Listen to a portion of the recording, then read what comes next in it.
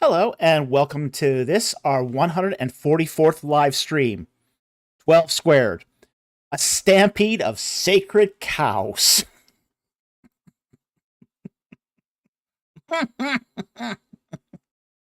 This is, of course, a reference to our Monday video, which was Moo, the many cow cults of ancient Egypt, where we go through several of the most important bovine cults of ancient Egypt. So, this is our Friday live stream where we come to you and answer your questions on ancient Egypt and the Bible. And we are starting with a full queue as always. And we got a mix to begin with here of Patreon, member questions, and some non-super chats. So we're going to start with those questions and then get right to the super chats. Now, we don't only take super chats on this live stream, we also take non-super chats. And if you're going to do a non-super chat, we ask that you follow a few simple rules. First rule, put a Q and a colon in front of your question. Even before you say, hello, Dr. Falk, Q and a colon. That way I know it's addressed to me. Without that, it's probably going to get skipped. Okay? Second rule is only post the question once. No question spamming. We see you post a question multiple times, it's going to be immediately disqualified for that session. And the third rule is if it has to do with something in the Bible or a foreign language, we ask that you add a little bit of context. In the case of the Bible, please include the book it's in, the chapter and the verse. Also, if it's a foreign word in foreign language, what language it's in and what you think it means. This helps us to just narrow the context down so we can get to the question rapidly.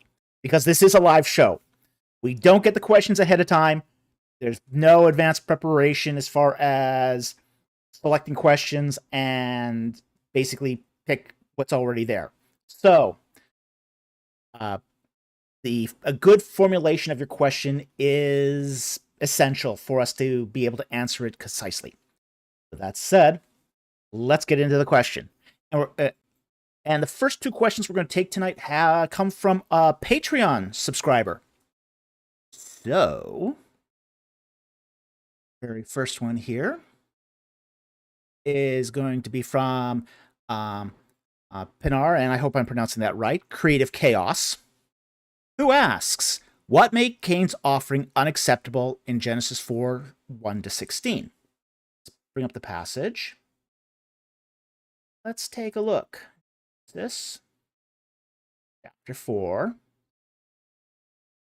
And we're going to bring up the text here. And the question here is not actually going to come in until verse 4. Okay? Or verse 3. We'll start at verse 3 here. So it came about in the course of time that Cain brought an offering to the Lord, the fruit of the ground.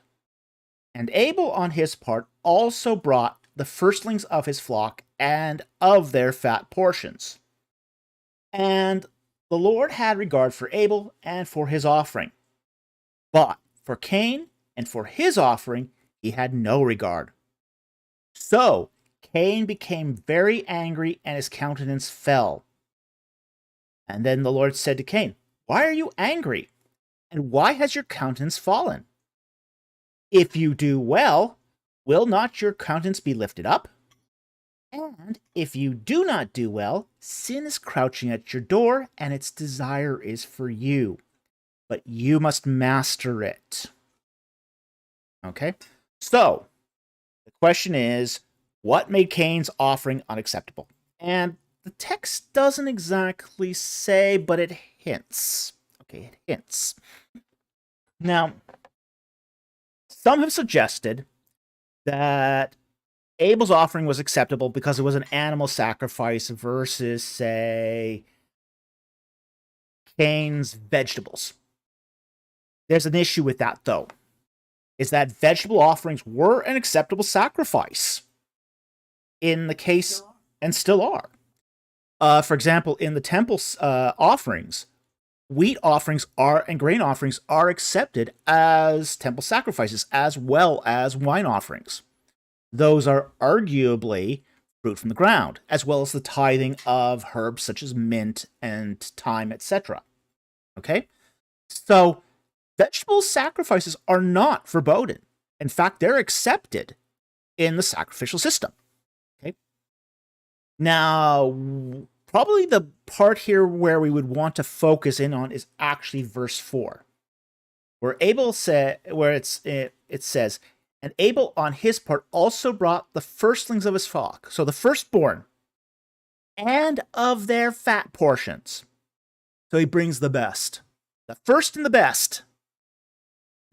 We're only told that Cain just brought the fruit of the ground. We don't know exactly what he brought. So that's probably the inference here, is that Abel's offering was superior because it was of superior quality. It was the first whatever the Lord brought forth to begin with. So in a sense here, the Lord is picking the one where he's put first and best. So it's not so much that the vegetable is a disqualifier. They weren't the first and they weren't the best vegetables. It seems to be what the text is hinting at here. Again, not sure, but God wants those premium baby carrots. The ones in the store in the special packages where you pay $10 for a little tiny package of boutique carrots or boutique miniature peppers. In Japan, it's kind of raffy. A moldy cabbage. Yeah, no, he's not into the moldy cabbages. He wants the boutique vegetables, those bougie vegetables.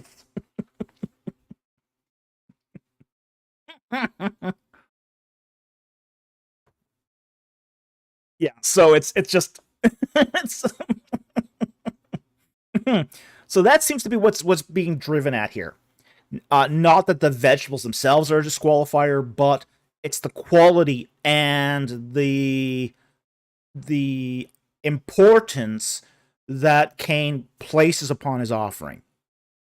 He's not going to God first with the first fruits, nor with the best of his crop. If he did, it might be a different matter. So, and basically the Lord tells him, hey, you know what? Why did you expect anything different? Do better. Just do better. And otherwise, sin is laying a snare for you.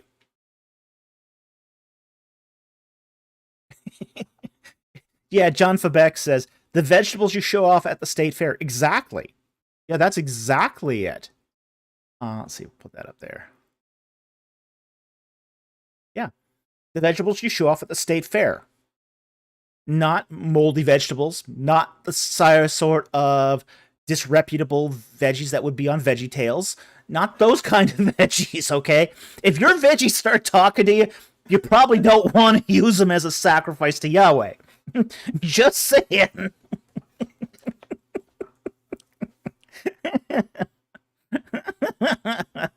Let me explain. Cain didn't offer our boy Larry. He might have. He might have offered Larry's great grandparent. Who knows?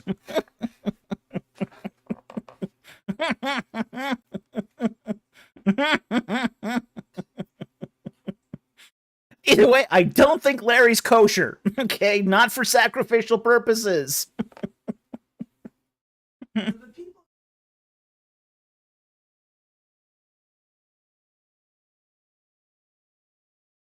Yeah, I wouldn't go that far here. Like for Jay McIsaac says, one could also interpret it as Abel the shepherd having a relational dynamic with animals, whereas Cain the farmer has a more utilitarian dynamic, in a sense, an agri-use domestication. Now, there is a portion of this narrative that is meant to extol a pastoral lifestyle. That's true. There is that sort of tension here between pastoralism and agrarianism. Okay, that's definitely true. Okay, but there's more going on here. There's more going on here than just, say, the pastoralist sense here. So that is a part of this, but it's just not the complete picture. So I would basically say that this is one of those things where this is an additional interpretation on top of the question of why was the one sacrifice rejected and the other one accepted. So yeah, this is a bona fide interpretation of the narrative, but it doesn't address the question. So in a sense, it's neither here nor there to the original question. Okay. So, Anyway, next question. Take here is also from Pinar Creatives Chaos. Thank you very much for the question, and thank you for your support on Patreon. We really appreciate it.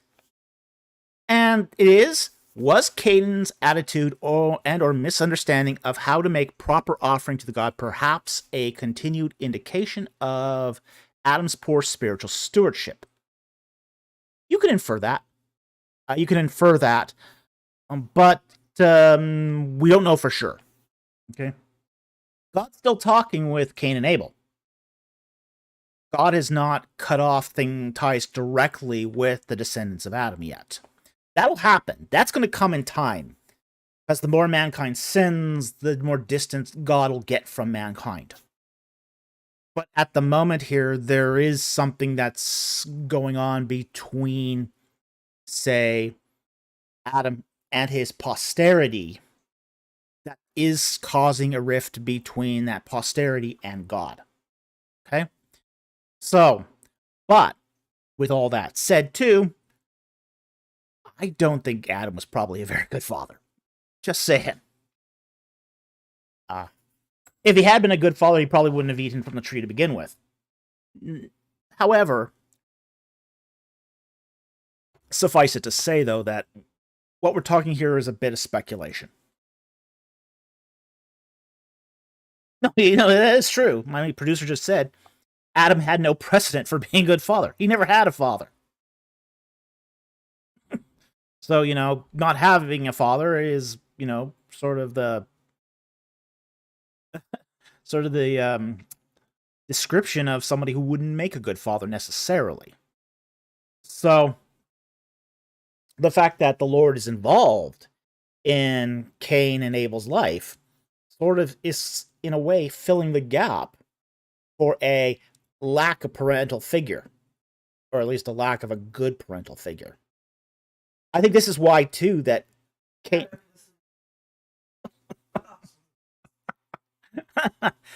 Adam is the worst father in the world, but also the best. Well, he's certainly the most definitive. He was the first. Every other father is just imitating after him. Ooh.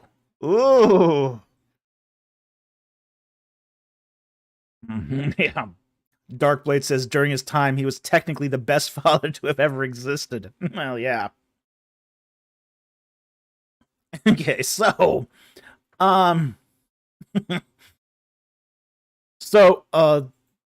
is there a huge indication here of Adam's poor spiritual stewardship? To some extent, yes. But to what extent? It's going to be the million-dollar question. And that's something we can only infer and speculate upon. We don't have a lot of tangible evidence for any of this, other than the fact that Adam's posterity does kind of go into dark places. So that said, I want to thank you very much for the 2 questions. Thank you very much for your support on Patreon. We really, really appreciate your support on Patreon. We're so grateful. And because of you, this keeps the lights running and the equipment maintained. And really, really appreciate that. So thank you very much for your Patreon support. Okay. Next question here is from here. Let me explain, followers of the Shepherd. Hey, Dr. Falk, last week you missed my member question. In Matthew 24:36, does it refer to a Jewish wedding as some scholars claim? Okay. Let's take this up. Matthew.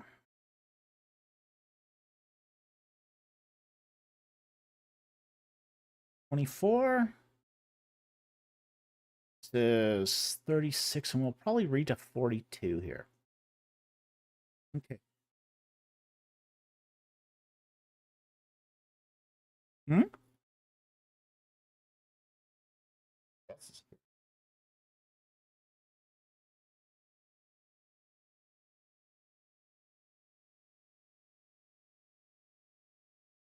T?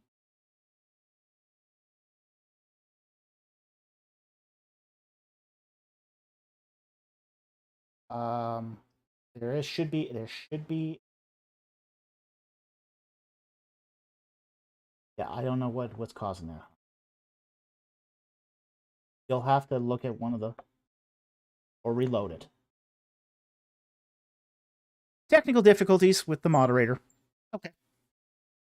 So Matthew 24 verse 36. But of that day and hour no one knows, not even the angels of heaven, nor the Son of Man, but the Father alone. For the coming of the Son of Man will be just like the days of Noah.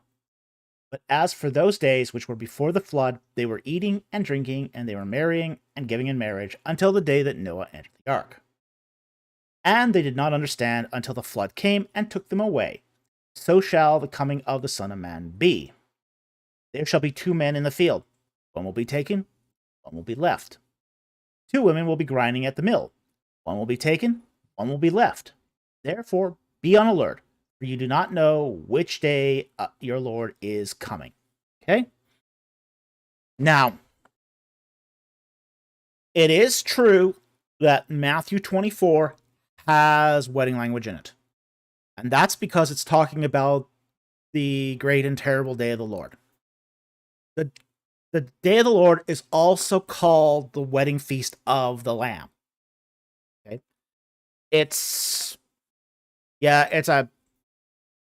And in the book of Revelations, it's kind of, you could even refer to it as the great squish. Okay? There is definitely wedding language in this passage. Okay? And that is true. But it's basically the wedding language of Christ coming to execute summary judgment and collect his bride. Now, the one thing that people misunderstand of this passage is verses 40 and 41. There shall be 2 men in the field. One will be taken, one will be left. 2 women will be grinding at the mill. One will be taken, one will be left. Dispensationalist pre-tribulation rapture holders think that the one taken is the Christian and the one left is the unbeliever. It's actually the opposite. This is summary judgment. We see this in the other parables like the wheat and the tares and the fish in the same net. Okay? Where the unbeliever is taken first, judged, and then cast into the fire. Whereas the believers are then collected afterwards and then taken to the storehouse or to the storage for the fish or whatever. Okay? So this tends to be viewed kind of backwards, okay? So the fact is that those who are taken are, how do I say this, on the menu for the birds of the air in the book of Revelation. Okay? So there is wedding language interspersed in here. It's not as explicit as, say, in other chapters, but there is wedding language in here. And it is that wedding language in context to the day of the Lord. And basically the birds of the air being called to feast on the flesh of men. Okay? So that's going to be an issue here. But there is definitely language. This is definitely bridal language. Basically, the Son has gone to prepare a place for the believer and is coming back for his bride. So that is definitely here. And you do see that theme woven through apocalyptic literature, especially New Testament apocalyptic literature. So anyway, I hope that answers your question. Thank you very much for the member question. We really appreciate it, and we're glad we could take it today. Okay, the next question here is from Darkblade. And I think he's referring to Kenneth Kitchen here. Is Kenneth Kitchen an early or a late dater? He is a late Exodus dater. Okay? And he's been one for many decades. And in fact, he's in many respects championed the much of the research that's gone into dating of the Exodus and in chronology of the New Kingdom period of Egypt. So he's definitely a late dater. Okay? So anyway, thank you very much for the question and very much appreciate it. Then I'm going to take a couple more here from Talitha Coom, and then we will get to the super chats. Okay. And Talitha asks a couple of fun questions here. Is fuck.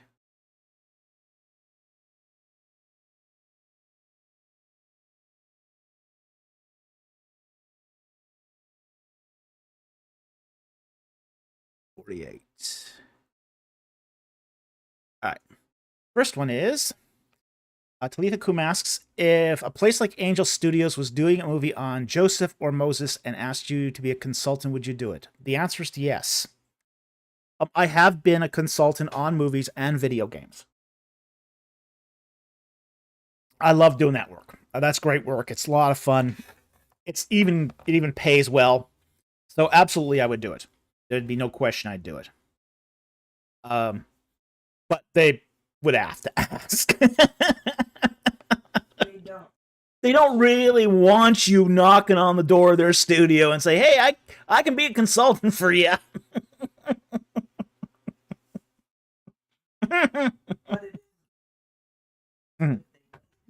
Yeah, but I have done consultations on movies and video games. Okay, now the problem with being a consultant on either a movie or a video game is you do often get trumped on, your opinion gets sidelined in favor of more creative consultants. So creative consultants usually trump the historical accuracy consultants. Okay.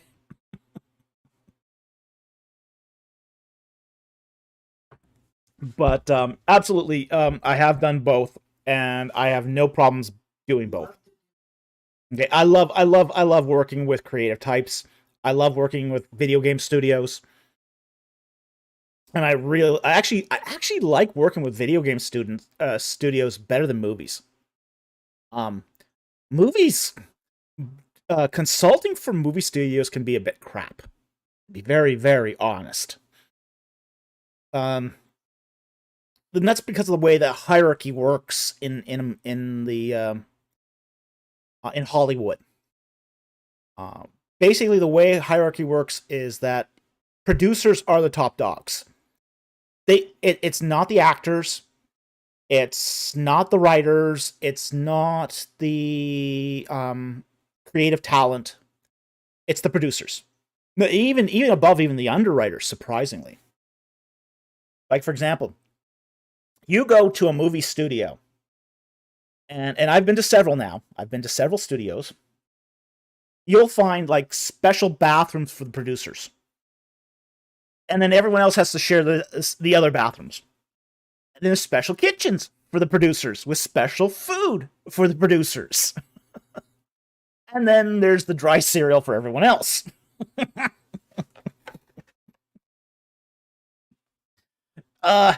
Yeah, it kind of sucks to be everyone else. And you do not get special treatment as a consultant. Okay?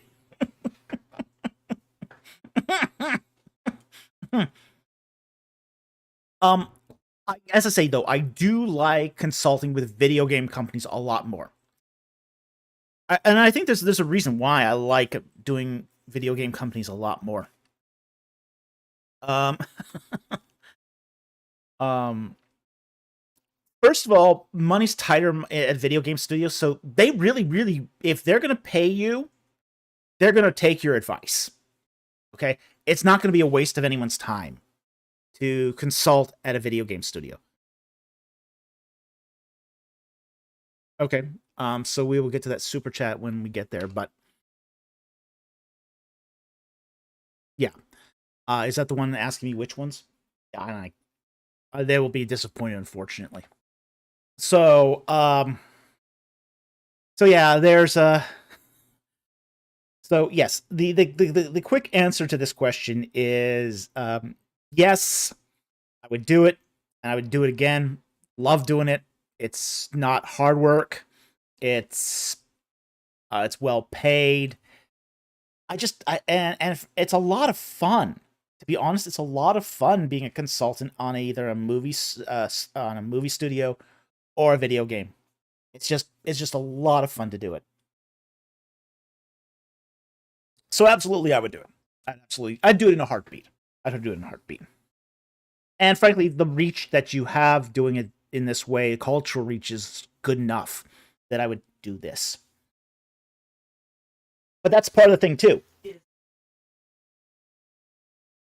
That's part of it too, is whatever I put my efforts into, I want to make sure it has good cultural outreach.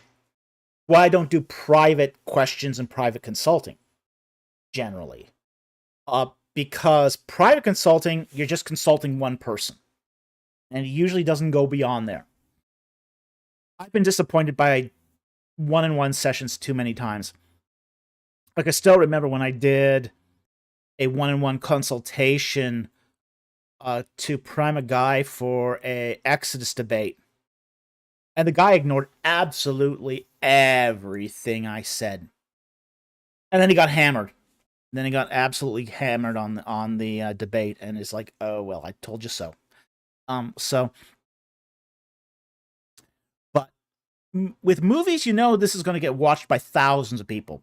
Video games are going to be played by thousands of people. So, yeah, that's a good use of my time. So I absolutely would do it again. Okay, so anyway, thank you very much for that question. Would do it again in a heartbeat. Love it. Second question she asks, which I think was kind of fun, is...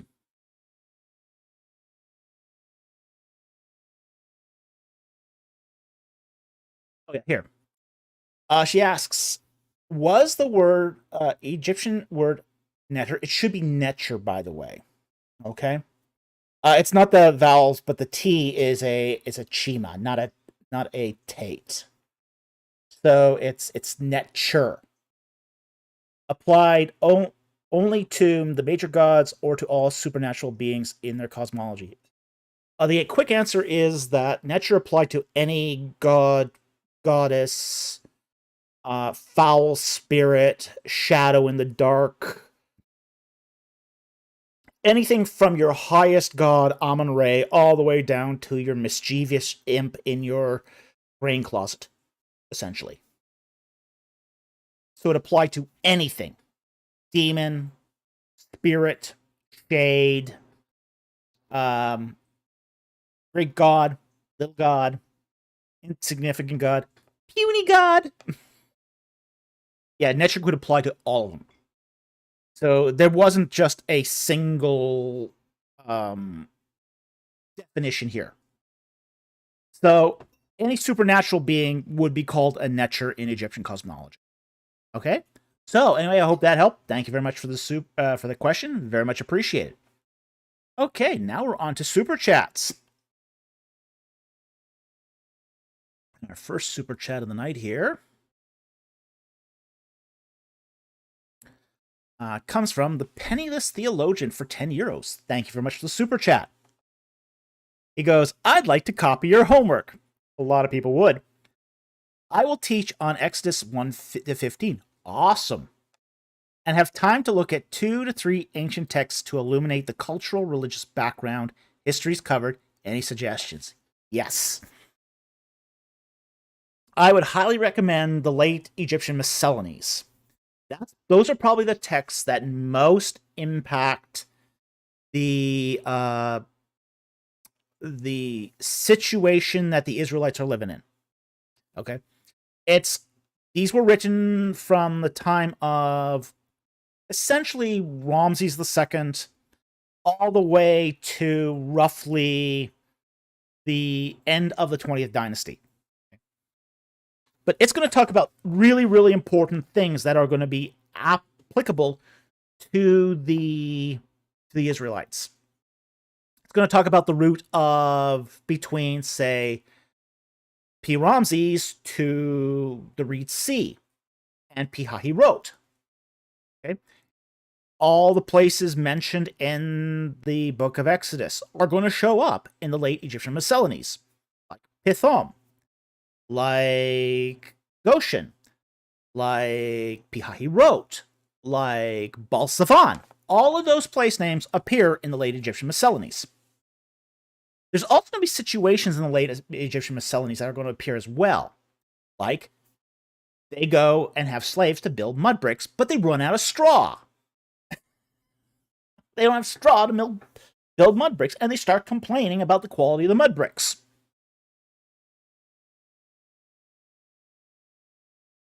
So I would definitely start there. That's where I would start. Okay? Now, if you still got time, you can go a little later, and then they say look at what happens when they leave with say the Meneptah victory stela. But you might also be interested in the Middle Kingdom prophecies as well, to show that the 10 plagues were things that happen in Egypt on a regular basis. But really, I would start with the late Egyptian miscellanies. There's going to be more than enough material there. There's many documents there. So it's not just one text there. You're talking about a half dozen important texts for Exodus 1 to 15. So anyway, I would hope that helped. Oh, by the way, a great translation of this is by Ricardo Caminos. Okay? He has the definitive translation on this. Great translation of the late Egyptian miscellanies. He was a really fantastic scholar. Scumbag human being, but fantastic scholar. Oh, yeah, this guy was a scumbag.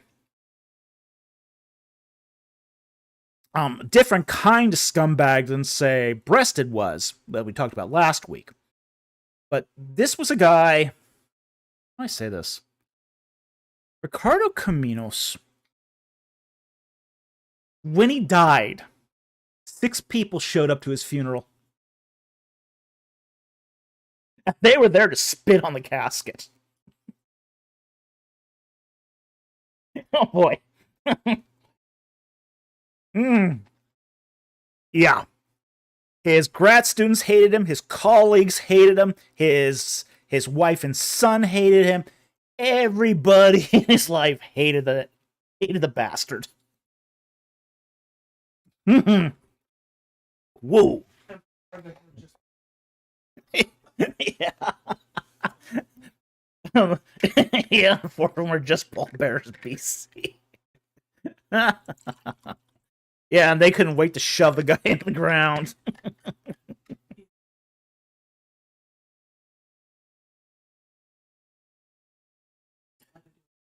Oh no! We won't go. We won't rabbit trail into that. But let's just say that Caminos was not a nice guy. He was not well liked. Extremely hated. Extremely hated. When he wrote book reviews, he was ruthless. Absolutely ruthless. I mean, he would tear books to shreds in his book reviews. Yeah, that's because I planked it for a moment. Okay. So, anyway, with that said, that I would recommend his translation, though. His translation is excellent, and you can't go very much wrong with his translation. It's a very good translation. So, with that said, thank you very much for the super chat. Very much appreciated, and I hope that helped.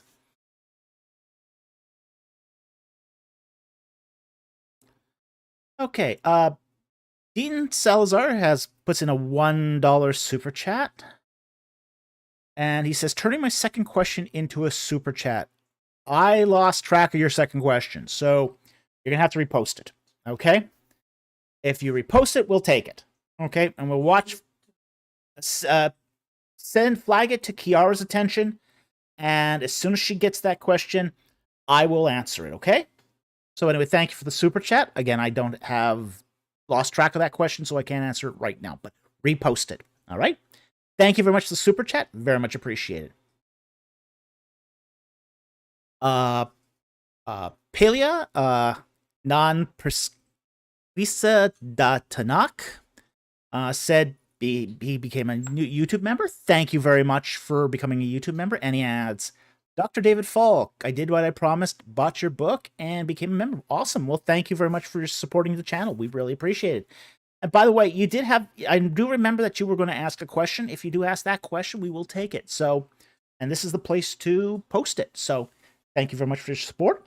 And we really appreciate that you bought the book, The Ark of the Covenant in its Egyptian Context, an Illustrated Journey. And we hope you really enjoy the book and get a lot out of it. Thank you very much for your support. Okay.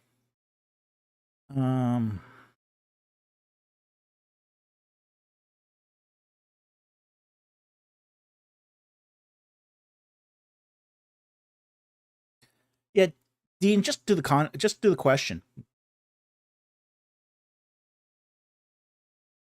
We don't really need all the context, just the question, okay?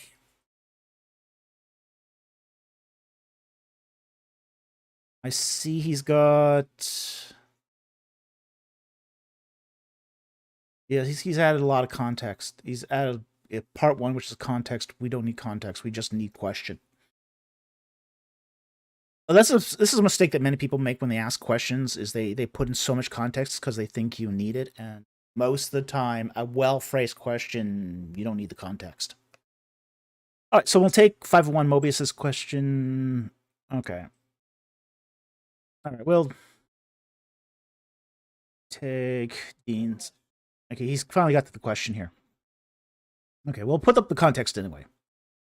And he asks, so there's no king that is primarily described as a hunter, maybe Gilgamesh, and beginning of Sumerian civilization. And Merkar only built Uruk Part 1. And he adds, so is that an issue and related thing? Is Nimrod only likely at all similar to what Sumerians called him in his own lifetime? We don't know what Sumerians called Nimrod in his lifetime, because we're still not sure what the one-to-one identification between Nimrod and his Sumerian counterpart is. Because we don't know, we can't even say. The other thing is, the documentation for the kings of that period is very, very scant. We got very little from, say, Uruk period 2 and earlier. And most of that stuff is very brief. They're brief inscriptional, basically inscriptions on statues. Okay? So we don't really know. We don't really know what what was actually being used, okay, for Nimrod in his time, whatever was being called in his time. So again, here we're just at this point basing this all on empty speculation. Okay? So until we get a firm identification for Nimrod and basically his Sumerian counterpart, this is just all going to be empty speculation. So, unfortunately, it's one of those absence of evidence kind of things. We can't say one way or the other. We can't say who he's identified as. We can't say if he was king or regarded as a king in his time. Or was he regarded as a hunter? Was he a civilizer? We just don't know. The Bible's description seems to place him more as a civilizer, which is he hunted to civilize the area, to flush out the dangerous animals, and then started building cities. That's about all we know about Nimrod. So, given that deficit of the information, there's not much we can say on it. At least not at the moment. So anyway, thank you very much for the super chat. Very much appreciate it. Unfortunately, that's the best we can do at the moment. Okay. Back to the super chats here.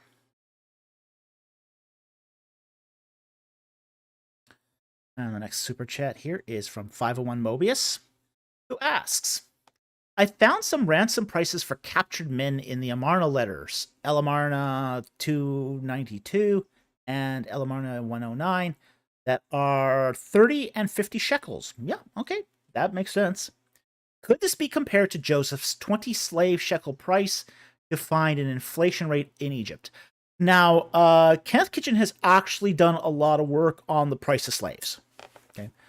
And I think he published it in his On the Reliability of the Old Testament book. So in that book, he goes through the various prices of slaves over time. And there is an inflation. That much we know. But there's also been an inflation of many goods in ancient Egypt. Wolfgang Helck did a massive set of volumes, and if I can look that one up very, very quickly, you'll have to know German very well to use this thing. But it was I think it was a 3 or 4 volume set.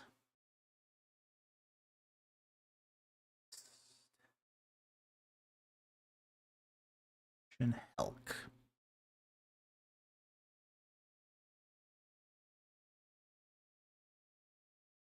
And it is a 6 volume set. Materialien zur Wirtschaftsgeschichte. Okay. And he goes through various prices of many commodities in ancient Egypt. Now, a lot of those prices do show price increases and decreases over time.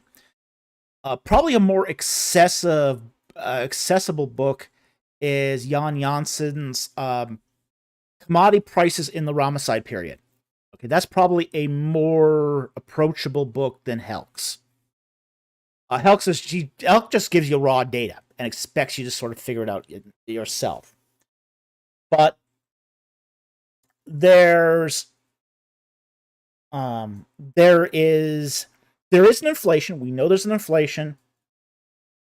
Reducing it to a single inflation rate, you'll have to do something very, very similar to what modern economists do. Now, modern economists look at the price of consumer goods across a broad spectrum of things. So they'll take stuff like gasoline, flour, milk, eggs, jam, meats, pork, chicken. And this is what economists do, is they will take that broad range of prices and map those prices and average it out to get an average inflation rate. Some goods will increase in price, some will decrease, but over the broad spectrum of the culture, there'll be a single rate that they can calculate. That's what you would have to do in order to define what the inflation rate is in Egypt. And you'd have to, again, go through a lot of stuff that, a lot of the prices that are known. There's going to be lacuna in some of this, just because we don't have good price records for every period of Egyptian history. But you could.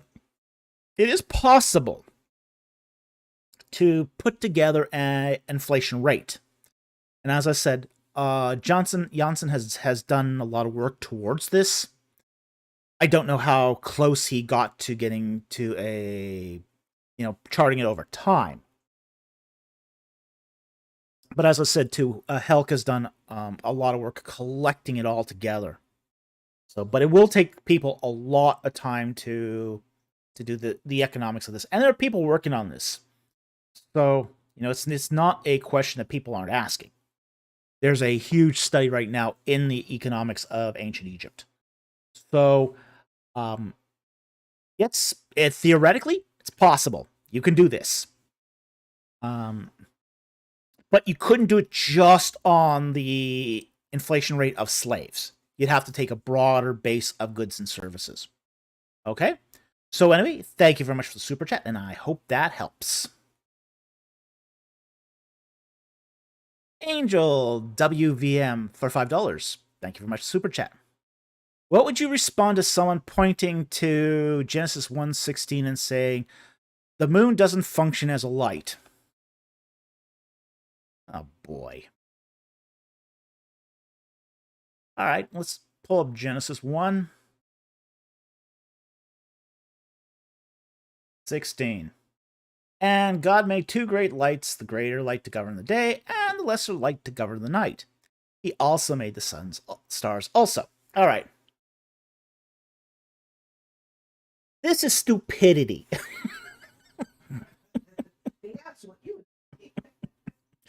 This is asinine stupidity. Not all lights are transmission sources. Good grief. For pity's sake.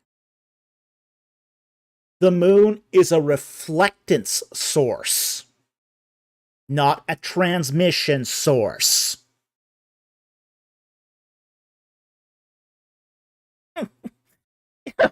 Some of these people, I mean, really need to grab a brain cell.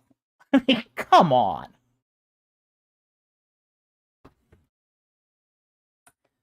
Good grief. If you've got a large enough reflector, that's still a light source. That's still a big light in the sky. Mm-hmm. Yeah, exactly. Yeah. Oh yeah. It's just, it's just, you gotta. I mean, the moon is essentially a big mirror. That's what it is. It's a big reflector. Jeez Louise.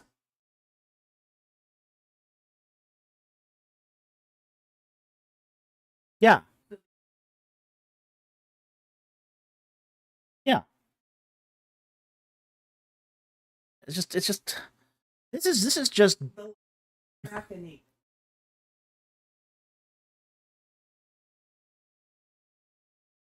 on fire.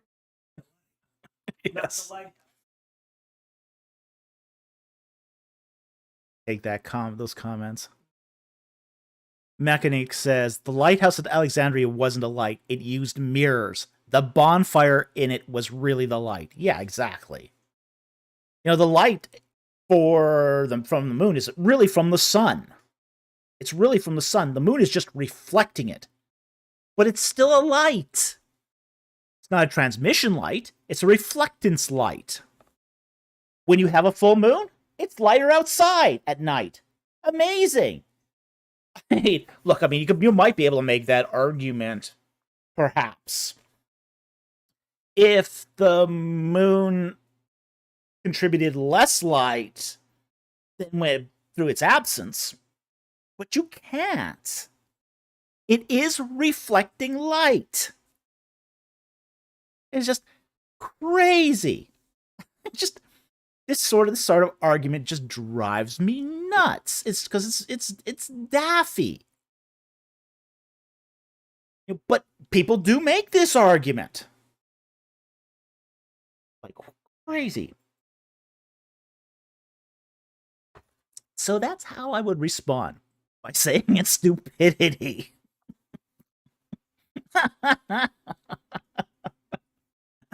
That's just, I mean,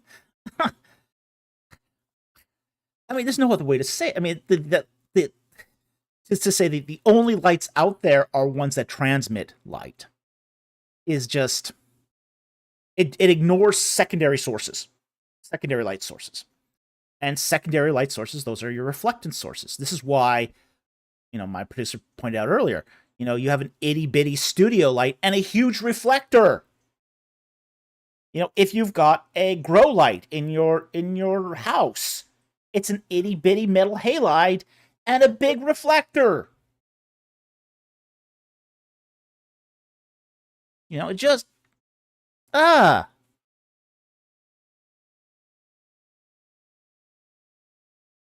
not the direct light.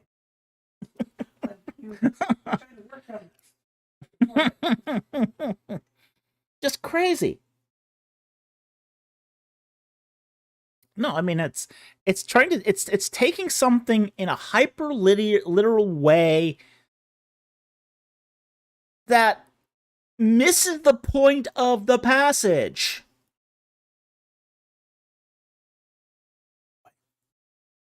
And you wonder how these people survive in life.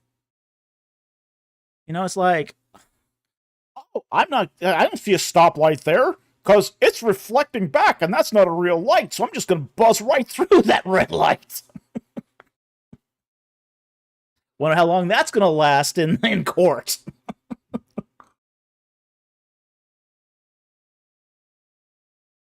Boy, oh boy. All right, so anyway, that's how I would respond. Thank you very much for the super chat. Very much appreciated, and I hope that helps.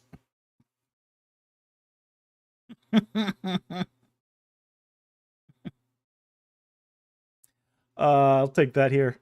Bubba Whole School. Hold up. Did you just say you have a metal halide light? Well, I used to. I don't have one right now. I used to have a I used to have a ballast that could accommodate both metal halide and sodium, high pressure sodium lamps. And the reason why is I used to grow carnivorous plants as a hobby. That's at before that I had actually a coral reef fish tank. I don't have one anymore because they're a pain in the butt. But I used the metal halides and the sodium high pressure sodium lamps to basically grow plants like orange trees, Nepenthes, Venus flytraps, Utricularia, all the various carnivorous plants. I once had a collection of 50 different species of carnivorous plants. It was so cool. It was so cool. I'd love to get another metal halide set up to do that again because that was a lot of fun. I really did. I even had orchids, a lot of orchids, and I have to admit it was kind of sucked to have to give up all that entire collection, but you do it. PC. Of course.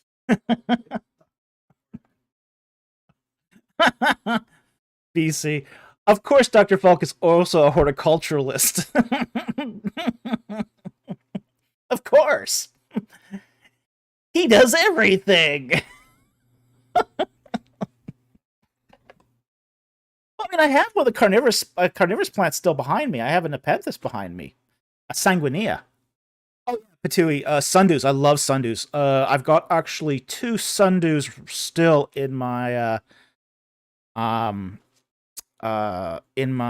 bedroom. I have a Cape Sundew, one of the green varieties, and I also have a Banata Sundew, which they're spectacular when they do well.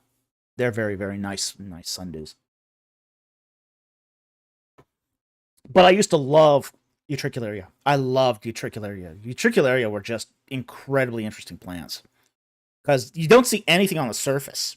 All the traps are like under the surface, but then they'd shoot up with these gorgeous flowers that look like orchids. I mean, they would be like that wide across and just amazing flowers on Utricularia. They're definitely underappreciated plants. So, yeah, the Utricularia were amazing. Um, really amazing plants. Okay. You want to get some of the Utricularia sandersoni again? The angry bunny plants? Yes, there's a species of Utricularia that the flowers look like angry bunnies. They were some of our favorites. I myself love the longifolia ones, the ones that had leaves that were like 8 inches long, but they had just a gorgeous flower, absolutely gorgeous. But you do need good lights for them, so we'd probably have to get another metal halide setup to do that again. But again, that in my copious free time, it's yeah. Okay, so that's our discussion on carnivorous plants. There you go. And of course, micro orchids. We did some of that as well. So, okay, get back to the super chats here.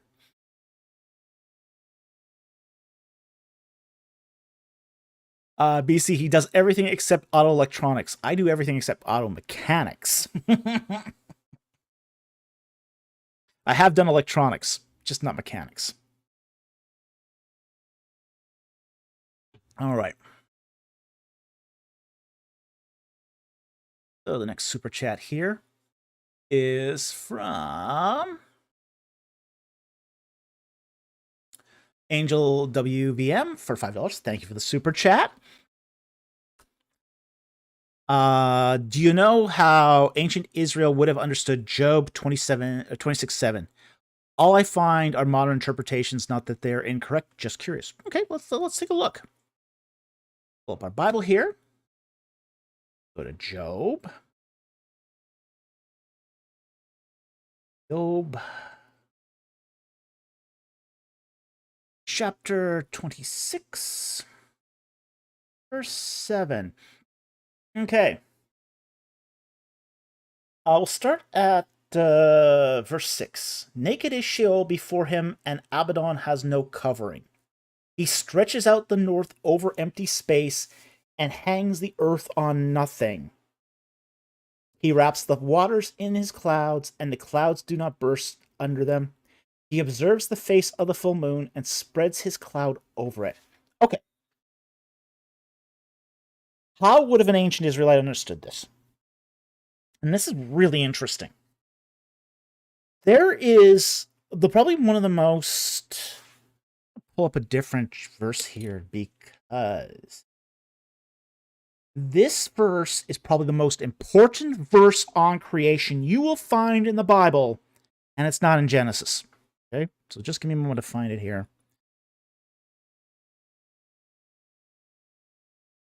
Just give me a second.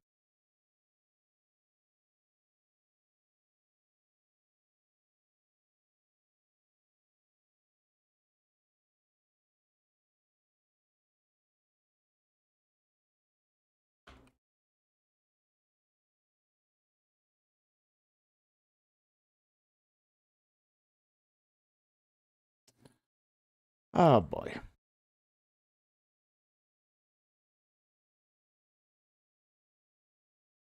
Okay, here we go.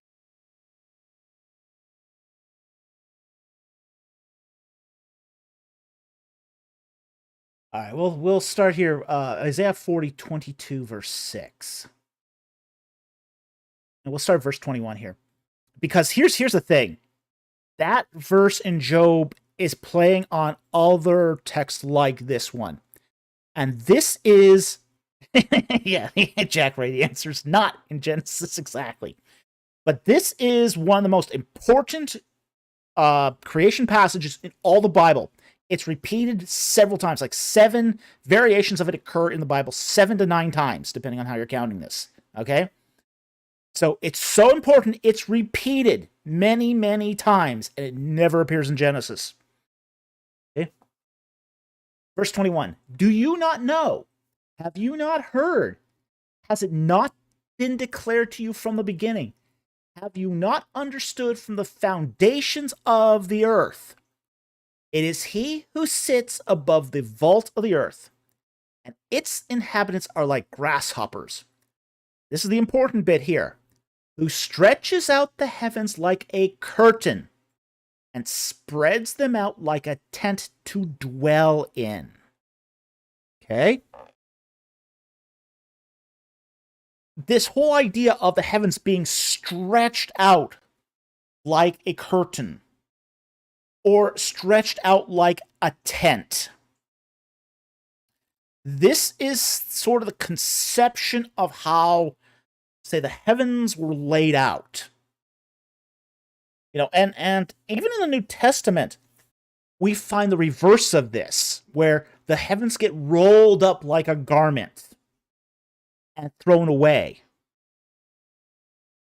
The rolling out, like when you set up a tent. When you set up a tent, and this is a pastoralist culture, so this would have been very, very familiar to everyone who lived in the time. That when you make spread out a tent, you first unroll it. You unroll it, and then you stretch it. So it's tight. So when we look at a passage here like verse 7 of Job that says, he obscures the face of the earth and spreads his clouds over it. And he describes the circle on the surface of the waters, the boundaries of light, the pillars of heaven tremble. There's that whole sort of, verse 7, he stretches the north over empty space and hangs the earth on nothing. It's that whole idea of the stretching out of the heavens. The Lord takes the heavens, he unrolls them, stretches them out. Like a tent, like a curtain. Okay? So this is how the ancient Israelites would have understood this. Is that stretching out over the north is God stretching out the heavens. That's what would have been understood there. In a similar way as a shepherd or a pastoralist stretches out a tent. So that's how it would have been understood in ancient times, but it's also analogical language. You have to keep that in mind too. It's not that they believed exactly it was a tent. They're not thinking that it's being a literal tent being put up over the heavens. But it's something like that. Something they could relate to in that way. So when the heavens are stretched out, God makes them by stretching them out. It's similar to the stretching out of a tent.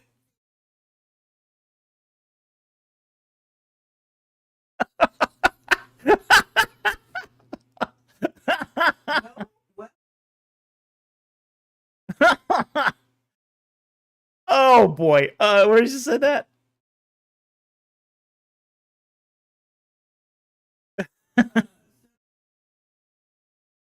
BC says, Dr. Falk about to recall his time as a tent maker.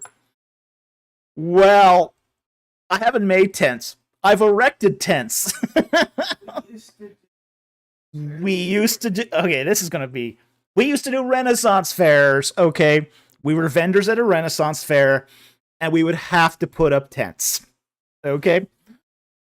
So, we know we have to unroll the tent, we have to put up the lattice, we have to stretch the tent over the lattice.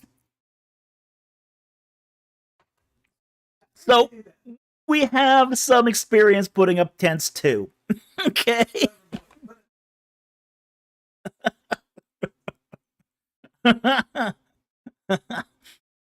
Clever boy, 1000 clever boy, but it might be a bit of a stretch.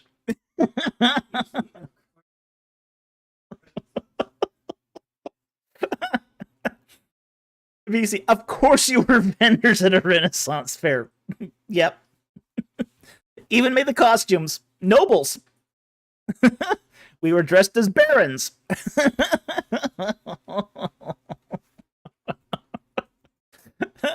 Naturally. Why would anyone doubt?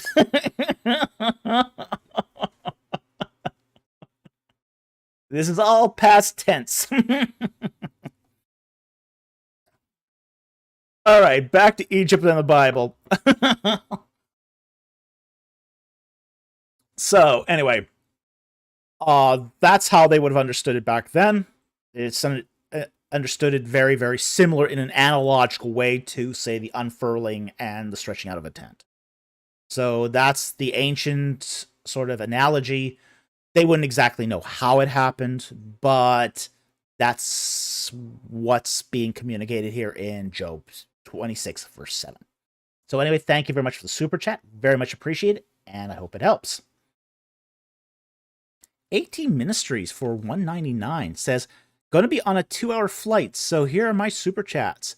You're on a lot of flights. Are you a pilot? So, it always seems you're always on a flight. The only people I know who are on that many flights are executives and pilots. Cool though. For a 2-hour flight, so we'll see. Okay, so let's thank you for the super chat. We really appreciate it. Angel WVM for $10. Thank you for the super chat. In Genesis 1:1, is heavens plural in Hebrew? Yes, it is. It is actually in the plural, and that's fine. If so, is it including heaven including the heaven where angels dwell? If so, would that mean that since the beginning there was a separation between heaven and earth? Now that's a really, really interesting question. Let's just bring up the text quickly here.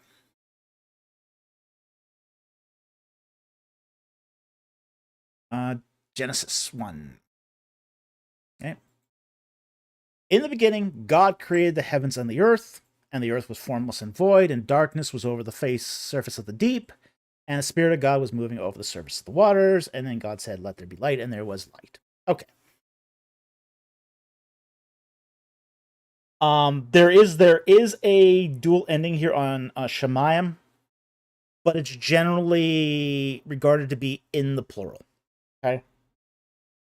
So while it's technically dual, it is also, it's considered to be a plural, not a dual as such. Okay. So, but that Mayim in most regards is usually considered to be dual, but in the case of heavens here, it's a traditional reading it's in the plural. Okay. Yeah. That's this whole syntactic. I will half agree with Patui here. Morphologically, it's dual. Okay. Syntactically, it's similar. Oops, plural. Okay, cool. Okay. It's a red letter day. We caught Patui in a mistake. That never happens. Sorry, Patui. Couldn't resist. Didn't try very hard. It's not like he hasn't held my feet to the fire long enough either, so in the first place, so that's what friends are for. Yeah, so it's morphologically dual, syntactically plural, morphologically dual. Okay? So so the question then is, what is then what does that encompass? Would be the sort of the big question here. So, and say traditionally in Christian circles, there's the sort of the three heavens that Paul describes.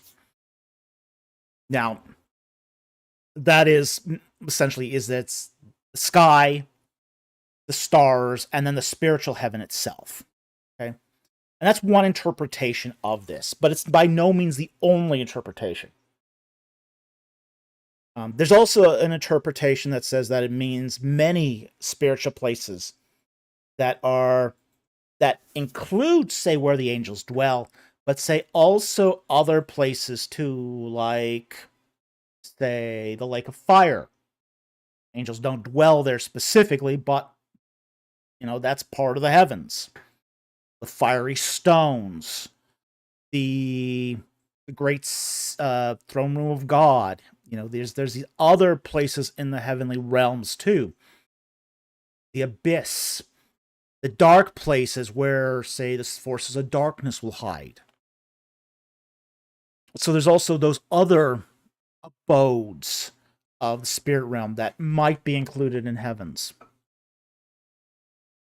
So there's a lot here that I think it could include, but we're not exactly told the limits of the meaning of the word. Now, there does imply in this that there was, say, a separation already at the beginning of in Genesis 1 between heaven and earth. Okay? And you could even construe that as there is always going to be a divide between, say, the spirit world and, say, the physical world. Even if that divide is that the areas of intersection are quite small. So, you wouldn't get that necessarily from, say, the word heaven alone, but there are aspects to, say, what the heavens encompass that would imply that there is a separation between certain aspects of the heavens and the physical realm. Okay? So, without getting too specific here, I think that sort of covers your question. Thank you very much for the super chat. Very much appreciate it, and I hope that helps. Okay, AT Ministries here for $1.99. What's a new perspective on Paul from last week? Okay, now I'm going to have to qualify this again. I'm no expert on the new perspective of Paul. There's many people who do lots of work on this. It's a big subject. It's not my field of expertise. Okay? But from when I did do reading on this, about a decade ago when I was still a grad student, it's basically the whole idea that Paul is inaugurating a covenant community. He's basically taking the teachings of Jesus and adapting them to create a covenant community for believers. So essentially allowing Gentiles and Jews to enter into one covenant community together. Now, people have expanded upon this idea. Some have basically said, well, it's a way of Paul taking the Jewish law and imposing it on Christians. I think that's a distortion of that idea. But there are people who do extend the new perspective of Paul to connote that. Okay? So that's sort of the new perspective of Paul in a nutshell. It's basically Paul taking the ideas of Christ and using them to create covenant community between Jews and Christians. All right? So, anyway, thank you very much for the super chat. Very much appreciated. I hope that helps. AT Ministries again for $1.99. Thank you for the super chat. How do we know what's ceremonial law versus Torah? Okay, well, first of all, Torah includes the ceremonial law. Torah, and there's various, again, we're going to deal here with broad semantic range here when we talk about a Hebrew word, like Torah. Torah in Hebrew means the law. Now, it's got several meanings. The 5 books of the Pentateuch are called the Torah. It can also have the generic meaning the law. It can also have a more specific meaning, which is synonymous with ceremonial law, the law used in temple rituals and sacrifices. Okay? Or laws that make you acceptable for practicing ritual law. So then, what does it all boil down to? It boils down to this sort of divide. Is it a moral law? Is it a law to make you acceptable for ritual purposes? If it's a law to make you acceptable for ritual purposes, then that's without question part of the ceremonial law. And the ceremonial law all fits under Sabbath observance. So the Sabbath law is sort of the big catch bucket 10 commandment law that encompasses the entire ceremonial law. All the ceremonial law fits into the keeping of the Sabbath. Okay?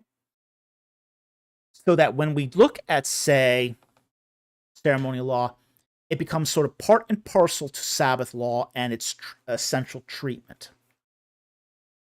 So then, when we look at, say, what's moral law versus, say, ceremonial law, is it a law that's going to, if you break it, that's going to negatively affect your neighbor? As in, thou shalt not kill. Thou shalt not murder. Murdering your neighbor is going to affect your neighbor in a profoundly negative way. Okay? That would be moral law. Eating shrimp is not going to affect your neighbor, but it is going to affect ritual purity should you want to go up to the Temple Mount. Okay? That's ceremonial law. If it affects your ability to ascend the Temple Mount to to enter the temple, to do sacrifices, that's ceremonial law. Now, frankly, a lot of ceremonial law can't even be applied to Gentiles. Because frankly, it doesn't matter how much a Gentile keeps kosher. If he's not part of the assembly, because he's forbidden from entering the assembly because of his nationality, he's not going to be able to enter the courts. He's not going to be able to enter the courts to do the sacrifices. So in that respect, that's a ceremonial law that's only going to apply to those who can perform the ceremonies in the first place. So that's how we can tell the difference. Like, for example, the ordinances to keep the new moon festivals. Well, that's a ceremonial law. It affects a ceremony. So you put that in the ceremonial bucket. Stealing from your neighbor. That doesn't affect your ability to go up and do ceremonies, but it does affect your neighbor.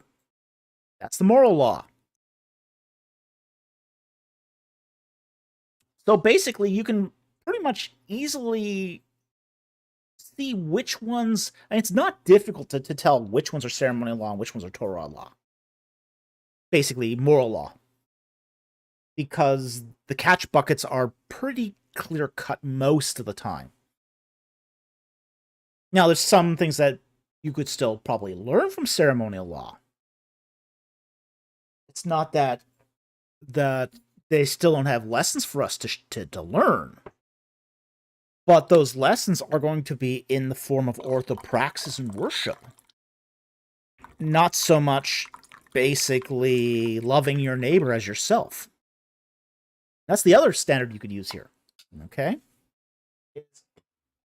If it's something where you don't end up loving your neighbor by not adhering to the law, then you could probably put that in the moral law category.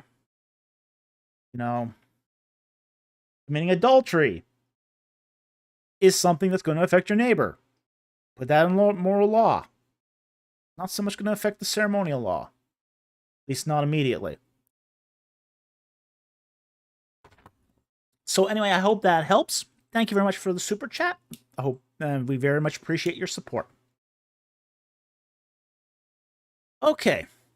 AT Ministries for $9.99. How would you pronounce and translate Yahweh? Well, that's how I would pronounce it. And basically, that's because I think that, and most scholars will agree now, that it's using Eastern Semitic verbal pointing here. So, given that you've got the Eastern Semitic and even much of the Western Semitic verbal pointing seems to be consistent with the Eastern Semitic verbal pointing, that's how you'd pronounce it, as 2 syllables. Okay? Why did the change to Adonai occur? Okay. The reason why is because of a holiness concern. And then he asks, also, what are some of the craziest, weirdest, out of the ordinary stuff you've seen in ministry life? Well, don't ask that question, okay? I mean, we've been to, as my producer says, we've been to Ren Fair, sci-fi conventions. We've seen some weird stuff. Yeah. Yeah, some of the craziest stuff was on the job, to be honest. Yeah, that was furniture stores. Yeah. West Elm. You know, it should be called Nightmare on West Elm Street. Okay. Okay, now, getting back to your first 2 questions here. Why did a change to Adonai occur? Okay, it was a holiness concern. Now, basically the idea of you should not take the Lord thy God's name in vain. Now, even though Torah says that I am Achaye and you shall call me by my name Yahweh, all right? And though the text says that, the whole idea was that humans are too impure to pronounce the holy name, the Tetragrammaton. Because of that, this distinction arose between what is read and what is spoken. Okay? And that distinction doesn't just begin with the Masoretes. It begins earlier, around roughly 200 BC-ish. Okay? And it was basically a result of, say, that whole holiness movement that happened in the intertestamental period. It was thought that humans were not holy enough to say Yahweh. So what would they do is, when you come across it in the text, you would fill it with the word for Lord. So instead of saying Yahweh, you would say Lord, which is Adonai. And what they would do in the text is they would mark the vowels from, especially at the time of the Masoretes, they're going to take the vowels from Adonai and put it over the word Yahweh. So you would pronounce it Yahovah. This is where we also get the word Jehovah. Okay? It's a combination of the consonants of the Tetragrammaton with the verbal pointings of Adonai. You mash them together, you get Jehovah. Okay? Or Yahovah. Okay? So, that's what you're going to see here as far as the whole sort of why that changed, how it changed, and why the pronunciation of Yahweh changed to Yahovah. But the translation of Yahweh appears to be a secondary tense of the verb to be. Okay? Instead of Yeh, it became Yahweh. It's a secondary tense of the copular verb to be. Now, we do know that some Semitic languages and even Hamitic-Semitic languages have secondary tenses. We don't see this a lot in Hebrew, but it does occur in other Semitic languages. So the translation of Yahweh is He is. But exactly what that means in a secondary tense is unclear, because it would be the only example of a secondary tense that we find in Hebrew. And we don't know why we only find one secondary tense example in Hebrew, but that seems to be what's going on here. Okay? So anyway, I hope that answers your question. Thank you very much for the super chat. Very much appreciated. I hope that helps. Next one here. JP for $5. Thank you very much for the super chat. Does Exodus 23, 10 to 11 mean that all of Israel did not harvest for a whole year? If so, how could an ancient Near Eastern kingdom avoid starvation? Bring up Exodus 3. Bible here. All right. And here's the passage here. We'll start at verse 10. And you shall sow your land for 6 years and gather its yield. But on the 7th year you shall let it rest and lie fallow, so the needy of your people may eat, and whatever you leave the beast of the field may eat. And you are to do the same thing with your vineyard and your olive grove. Okay. This is the magic of crop rotation. Here's what you do. You divide your land into 7 portions. 1 portion you leave fallow, and you do the other 6. Next year, you change the field. The next field goes fallow for a year, and the other one that was just fallow, you plant again. Crop rotation. Okay? So it's not a particular year that you leave every field fallow. It's 1 field out of your fields that you leave fallow. Okay? So, It's not that they're leaving every field fallow on the 7th. It's not that. It's that they're rotating their crops. And for farmers, some farmers still do this today. Not many, but there's some that still do it, and with very good success. The farmers that do this find that they don't lack for. In fact, a lot of farmers, what they'll do is on the field that they leave fallow, they'll say plant clover. Try to reignite. Soils do get fatigued. So what they'll often do is they'll plant clover to add nitrogen back into the soil naturally. Let whatever springs up. The animals will go in, eat. They'll let your chickens walk through it, eat bugs, refertilize the soil. And, frankly, it's good agricultural practice.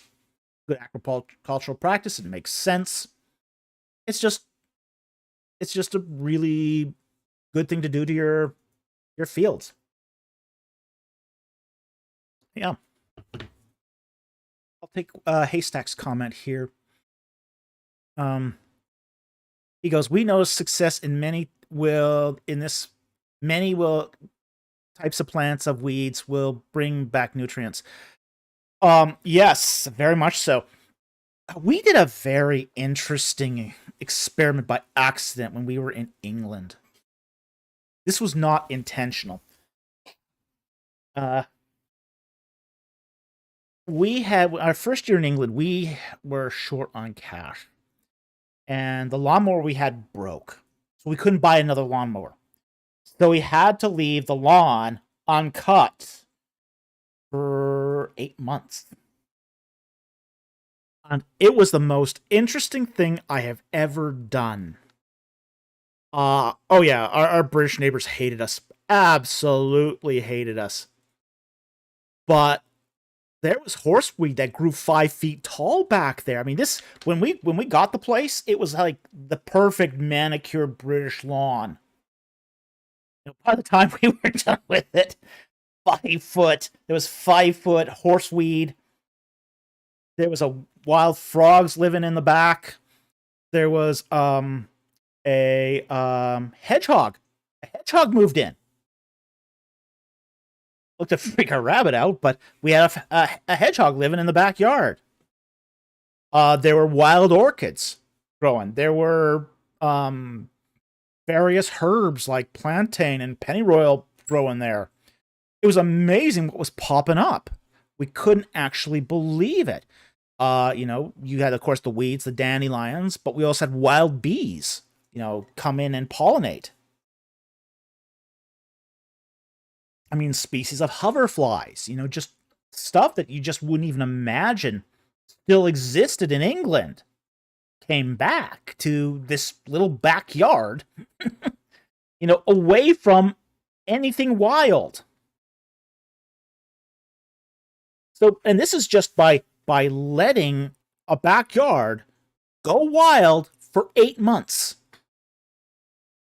Imagine what would happen if you did that for an entire year. It's really sort of crazy, but yeah, you get a diversity of life that you just even can't imagine. I mean, we had we even had we had a screen and we would get like these giant sphinx moths come in, just crazy stuff. Patui says, my grandfather still did this in the 20th century. Rotate sweet corn, nitrogen hog, and soybeans, legume nitrogen fixer on the field. Yeah, absolutely. It works. It works very, very well. And it's a great way of keeping sort of native crops alive, too. And it brings genetic diversity. And genetic diversity is a good thing. It's a very good thing. Genetic incense is bad. Genetic diversity is good. Okay. Okay. So that's what's happening in this passage. It's not the saying everyone on the same year has to do it. It's crop rotation. So anyway, thank you very much for the super chat, and I hope that helps. JP for $5 asks, Thoughts on the Western quadrilateral versus quadrilateral versus the typical scripture, tradition, and reason formulation? I don't know Wesleyan quadrilateral theology enough to really comment on this.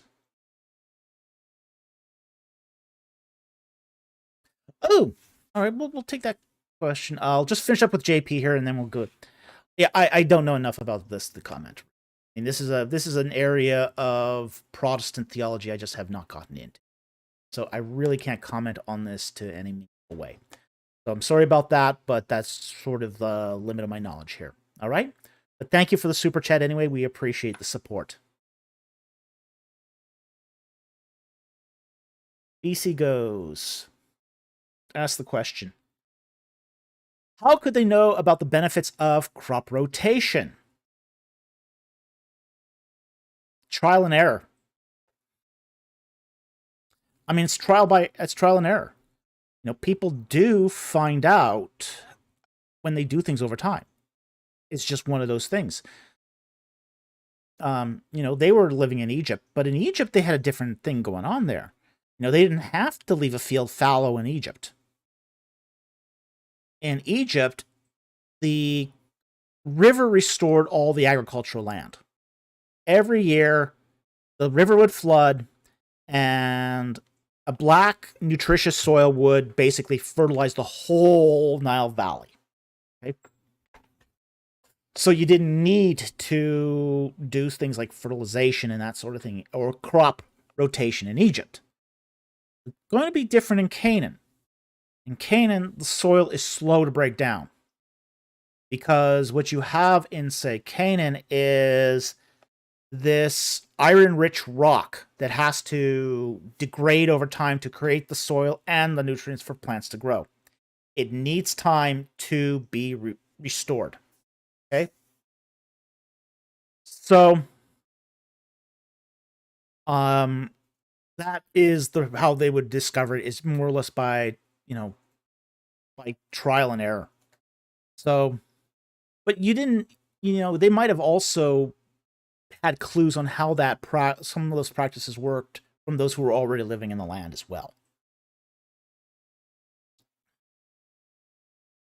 Tui says the quad is 1, scripture; 2, reason; tradition; 3, tradition; 4, personal experience.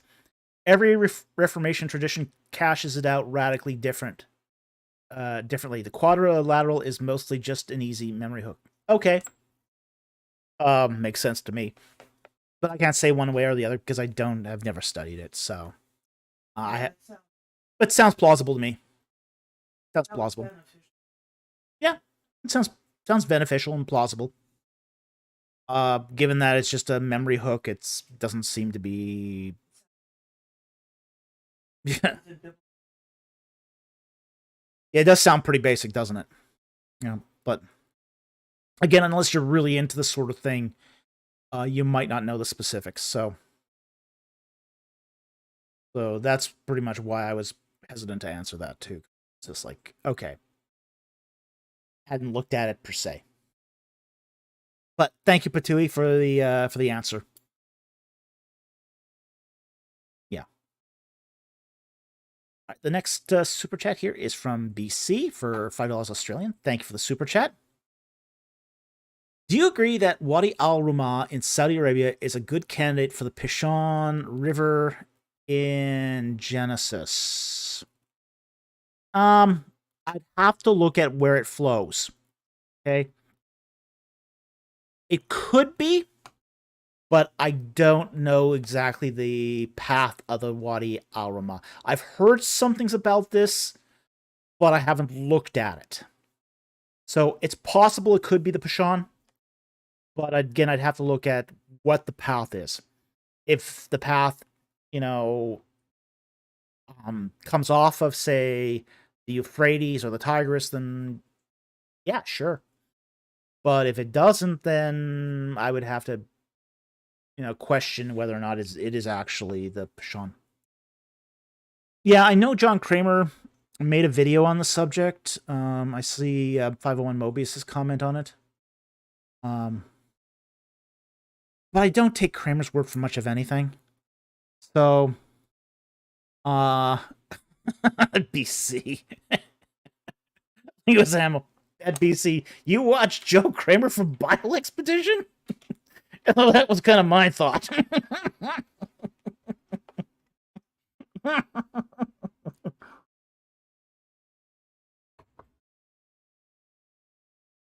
uh Charlie Don't Surf says IP made a video saying the Pishon was the Wadi Tumalat. No, it's not the Wadi Tumalat. That one I'll say right there. Not the Wadi Tumalat. Okay. Okay. But again, I'd have to look at it this deeper to really know. Kramer's not a great source. Kramer's not a great source for anything. So this is why I sort of am suspicious of anything Kramer does. But I'd have to look at the map.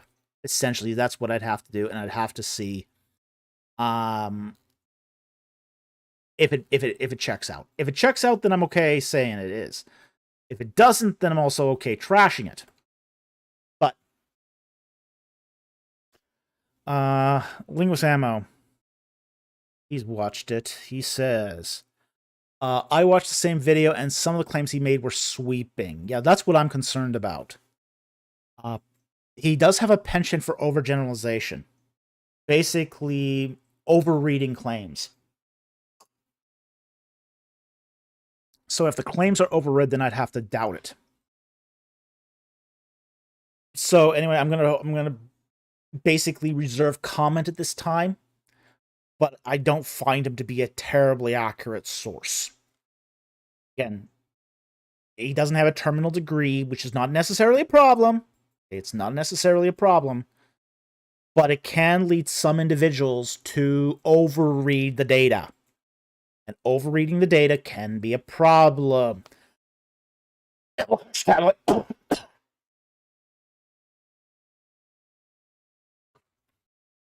So, anyway, thank you very much for that super chat. Very much appreciated, and I hope that helps. Okay. AT Ministries for $4.99. Thank you for the super chat. Would monarchical Trinitarians say that the persons of the Trinity are co-equal? What are your thoughts on monarchical Trinitarianism? I'm not a monarchical Trinitarian. Okay?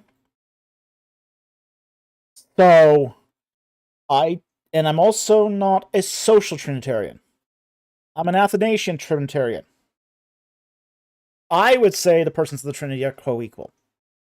Monarchical Trinitarians vary between saying they are co-equal and saying they're not. That's going to depend on the particular monarchical Trinitarian you talk to. Okay? Now, monarchical Trinitarian is just another nice way of saying the doctrine of eternal generation. Basically, the substance of the person of the Son was spun off from the substance of the Father. And likewise, the substance of the Holy Spirit is also spun off from the substance of the Father. Okay, it's also called semi-Arianism. I'm not a semi-Arian. Okay. So he might be monarchical, but I'm not. So my thoughts on monarchical monotheism, or it's not monotheism. There's a difference between monarchical monotheism and monarchical Trinitarianism. Okay, and we should make that distinction too. They're different. Okay? Monarchical monotheists believe that there's a God in heaven, and then there are spiritual deities between the great God and mankind. Okay? In sort of a monarchy. Now, a kingdom of spirits. That's what's meant by a monarchical monotheist. A monarchical Trinitarian is someone who believes that the three persons originated from one substance of the Father.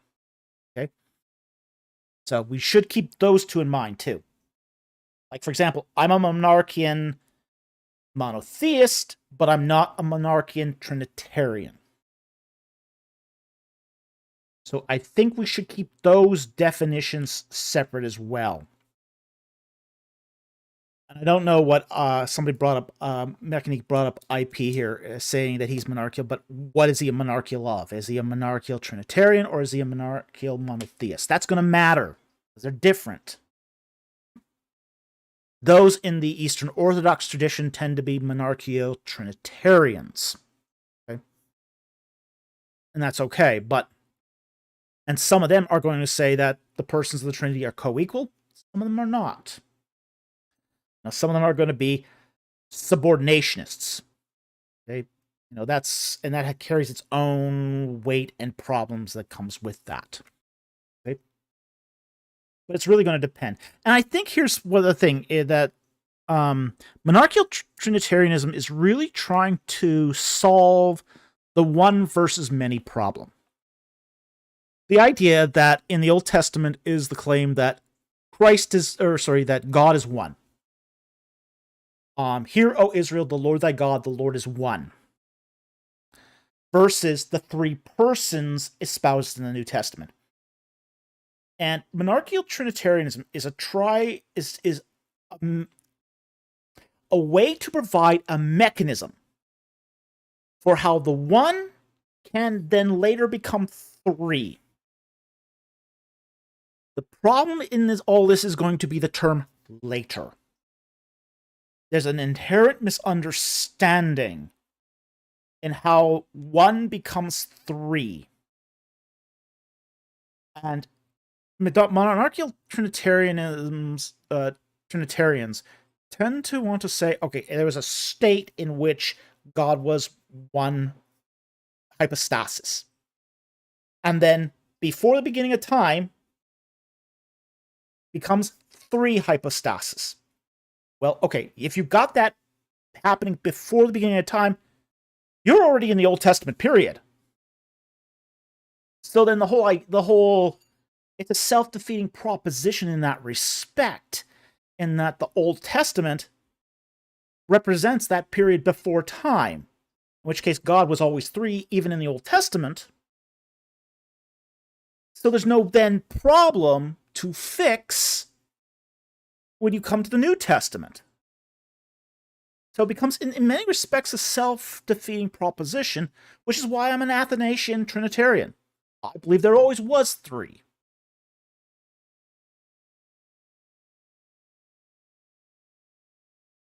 God was always Trinity. There was never a time when he wasn't.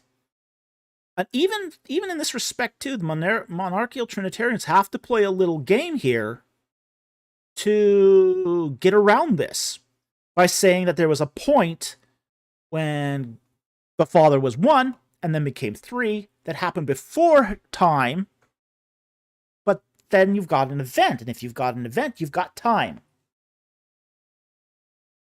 So they have to sort of play games with definitions to circumvent that problem. So,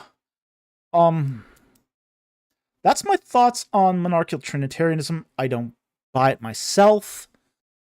I think it's got some self-defeating references that are going to I think, I mean, if you've got a proposition that has self-defeaters, it's really hard to like really stand on that other than by standing on tradition. And most monarchical Trinitarians will sort of stand on that tradition ultimately. Okay.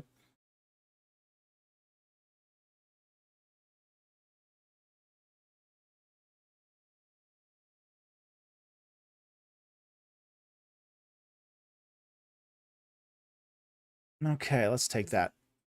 We'll take that one. Sure.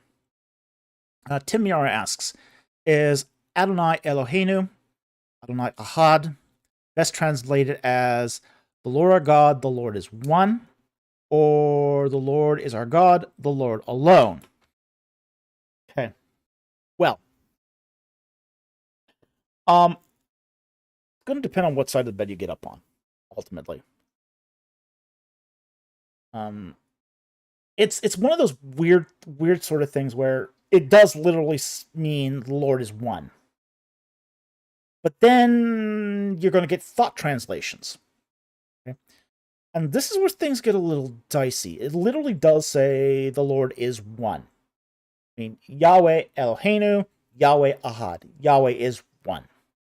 Okay. But we're not told one what. Okay, that's sort of the problem here, is we don't know exactly what the one is. Is it one being? One person? I think one being myself, but one in unity, as the social Trinitarians would say. But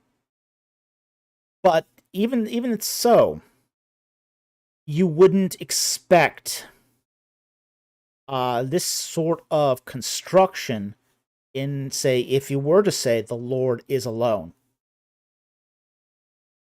So even if it was Lord is alone, it's the Hebrew here is a little hinky for that to be alone. Okay, so it wouldn't be a great translation if that was the case. Okay. So I think the Lord is one is a better translation as far as its syntax and structure and its grammar. But if you're trying to do a thought translation, there have been those who have made a case for this particular translation. Okay, so I always tend to want to lean back on grammar. For me, grammar and syntax will sort of be my first considerations when talking translation. If after that there's a contest in meaning, then we can sort of discuss that. Right now, as I say, because of the syntax and grammar here, I'm more than leaning towards, say, the Lord is one in this particular case. So anyway, thank you very much for the question. Very much appreciated, and I hope that helps.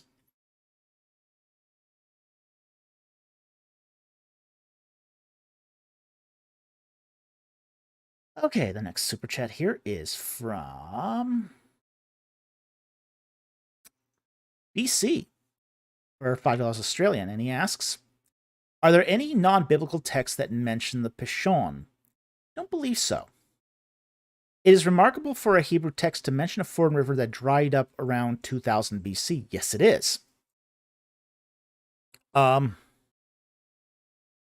it's not unusual that biblical texts do mention geological features, geographic features, especially rivers, that do cease to be at later points in time.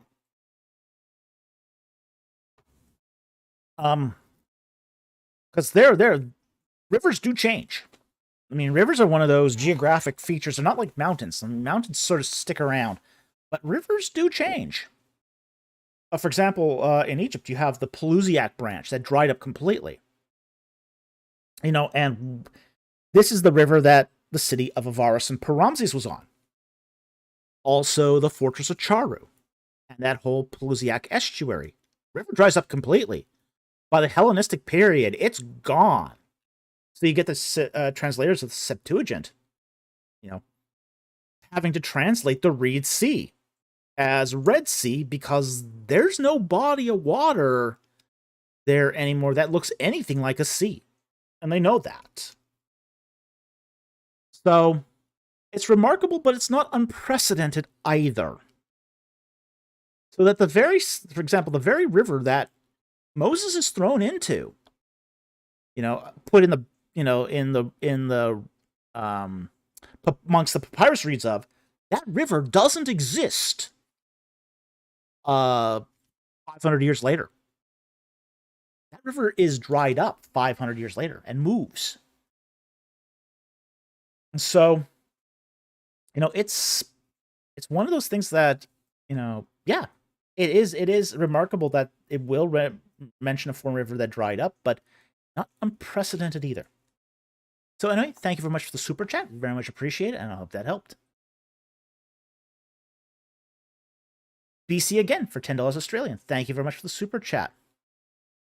Can you please contrast bara from Genesis 1:1, and Esah from Exodus 20:11, and muse on the different words, why different words are used. Genesis 2:3 uses both words together. Yes. Okay. Here is sort of the long and the short of all this, which is Esah means to make, and Berah means to make. That's it. There's no nuance of difference between the two. They're both, like, for example, I've heard creationists go the extra mile to say, well, bara means, a ex nihilo creation from no pre-existing materials at all. No. Bara is used with pre-existing materials at times. Like, for example, the creation of mankind is broad, even though he is taken from the earth, the matter of the earth. Okay? So, there's no actual linguistic reason that any scholar has been able to find to note any real difference between the two. They're just synonyms. Just synonyms. That's all they are. And every Hebrew scholar will basically concur with this, unless they're a creationist. And then they try to... Yeah, but generally, Hebrew creationists are not Hebrew scholars. Okay? So, there's no difference at all. And languages do develop synonyms. And this is an Old Testament equivalent of, say, the infamous agape, phileo, eros distinction of the New Testament. It's still going around. That thing is still going around. It's been disproved so many times. So many times. And yet pastors keep using it as sermons. Tim Yara, that non-existent distinction, exactly. It's that non-existence. That's exactly what it is. It's a non-existent. Yeah, the fact is that these are things that pastors will trot out when they don't understand the languages, to show their congregations that they understand the languages.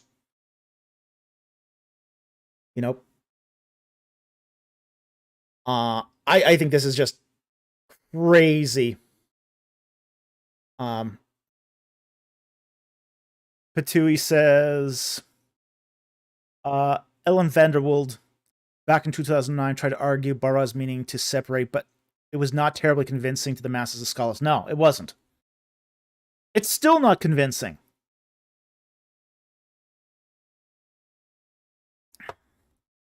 Charlie Don't Surf asks, so pretending to understand the language, isn't that called lying? Yes. That's what theologians would call it, lying. That's what we call it in the prey trade, a lie.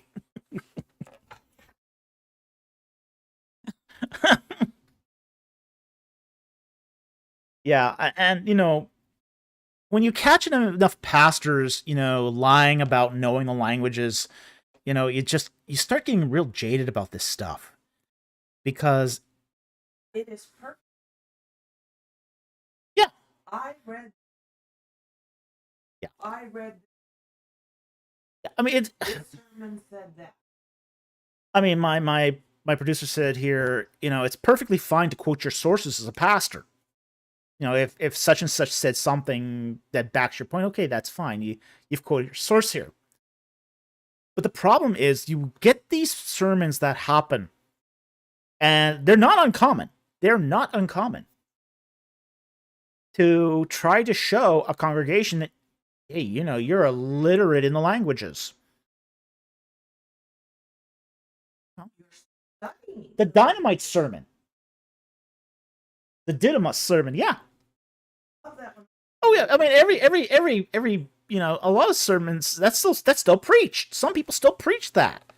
Dynamos, the word for to do, it means power, explosive power, power of the Holy Spirit. Calvary Chapel was founded on that. Calvary Chapel will love that sermon. They loved it.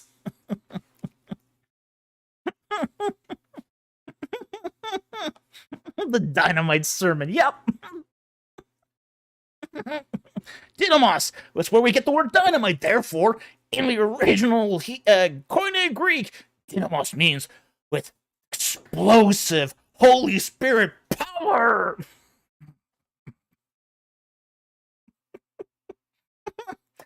It's absolutely ridiculous. Okay? But they preached it.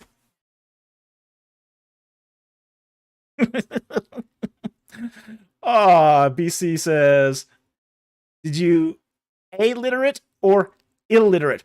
Yes.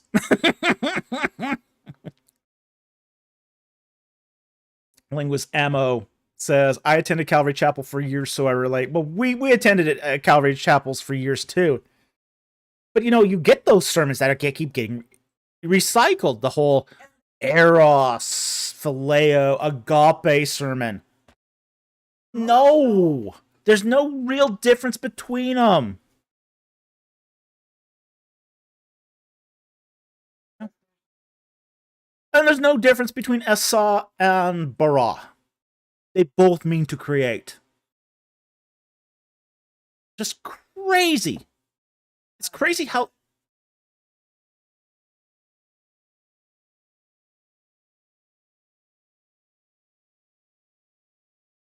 Yeah, that is good for him. Elisha's experience would show that God is not in the earthquake or the fire, but in a quiet wind. Yeah, but that's just.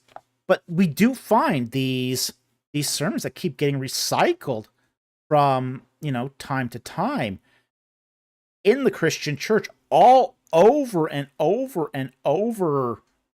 That wasn't clever, boy. Of course, the folks attended Calvary Chapel too. We were married in the Calvary Chapel. Didn't just attend one, we were married in one.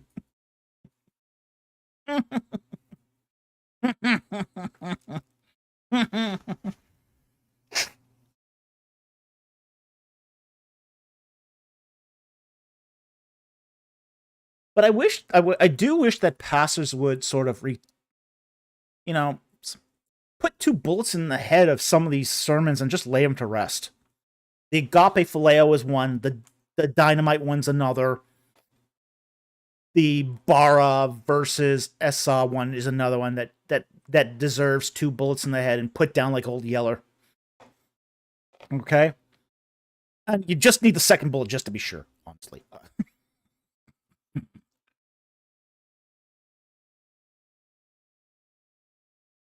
So, it's just... It's crazy. It is crazy. All right, so next one here. Let's go to the next one here. I think we've beaten this horse to death. Thank you, BC, for the super chat. But here we are. Okay, the next one here is from Paul Rubin for 10 British pounds. Thank you for the super chat. Hi, Doc and producer. Revelations 8:1. Quote, silence in heaven for about a half an hour. Is this alluding to something in the Old Testament? If not, how is there time in heaven? Ooh. Well, any place where you can have a sequence of events, you can have time. Okay? Now, that's a long time in a cacophonous environment. And cacophonous, I mean loud. In heaven, you've got, especially in say, the early chapters of Revelation, there's worship. There's people around the throne speaking in every language and every tongue. It's loud, it's noisy, there's thunder going off, seals being peeled, lightning striking, thunder and praise and angels singing and all of that stuff. And then silence. You know, if I gave you 10 seconds of silence, you guys would notice. Oh yeah, if I gave you guys 30 seconds, you'd be wondering what happened to me. It's like, yeah. So any place where you have events take place, and heaven is not a quiet place. It's not a static place. It's not a place where there's no change. There's no sin, but there is still change, and things are still improving. Heaven is not a place of finality. Heaven's the beginning. Heaven's the beginning of spiritual life. Life in the spirit is still developing in heaven. It's growing. People are still, discovering things about God and about each other and about what it's like to be immortal. And, there's change in events and a sequence of things that happen in a causal chain. And if you have a causal chain, you've got time of a sense. In fact, many would say that that's all that time is. It's a causal chain of events. So, the fact that there's a pause for a half hour infers a change of state. A change of state from a noisy environment to a quiet environment. And that's enough for people to say, okay, something serious is about to go down. So that's how we would basically, surmise that, there is time of a sense in heaven. Maybe not in the way we perceive it. Okay? Perceptions of time can change. But the function of time is universal if there are changes of a state and sequences of events. So anyway, I hope that helped. Thank you very much for the super chat. Very much appreciated. Okay, BC for $2 Australian, sponsoring M14's question about James. Well, let's find it. Let's see, when is that? That is at 6:22. So go back to 6:22.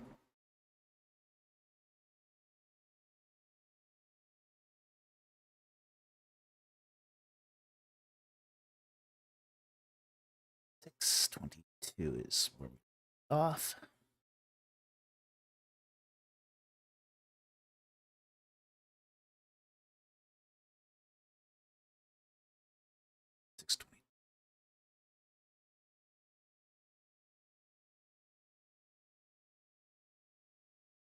$6:22. All right.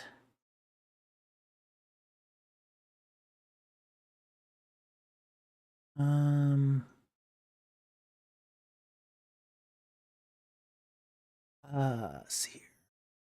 Tink's question. Okay, there it is. Okay. And he asks, does Satan's second temptation in the wilderness per Matthew have a connection with the Apostle James's death? We got a verse. That would be very difficult for me to answer without a reference. I'd need a little more than just per Matthew. Yeah, I don't have enough here to go on. So, I would love to answer that question, but I do need more than this. So, again, this is one of those things where context. I need context to answer the questions. So, unfortunately, my first thoughts on this would be to answer no. That would sort of be my gut feeling about this. But that's all I have on this is a gut feeling because, again, I don't have the text in front of me.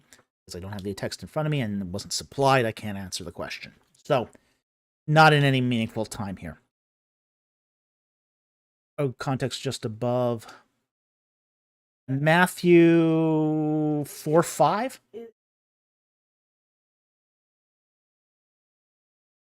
Yeah, probably it is.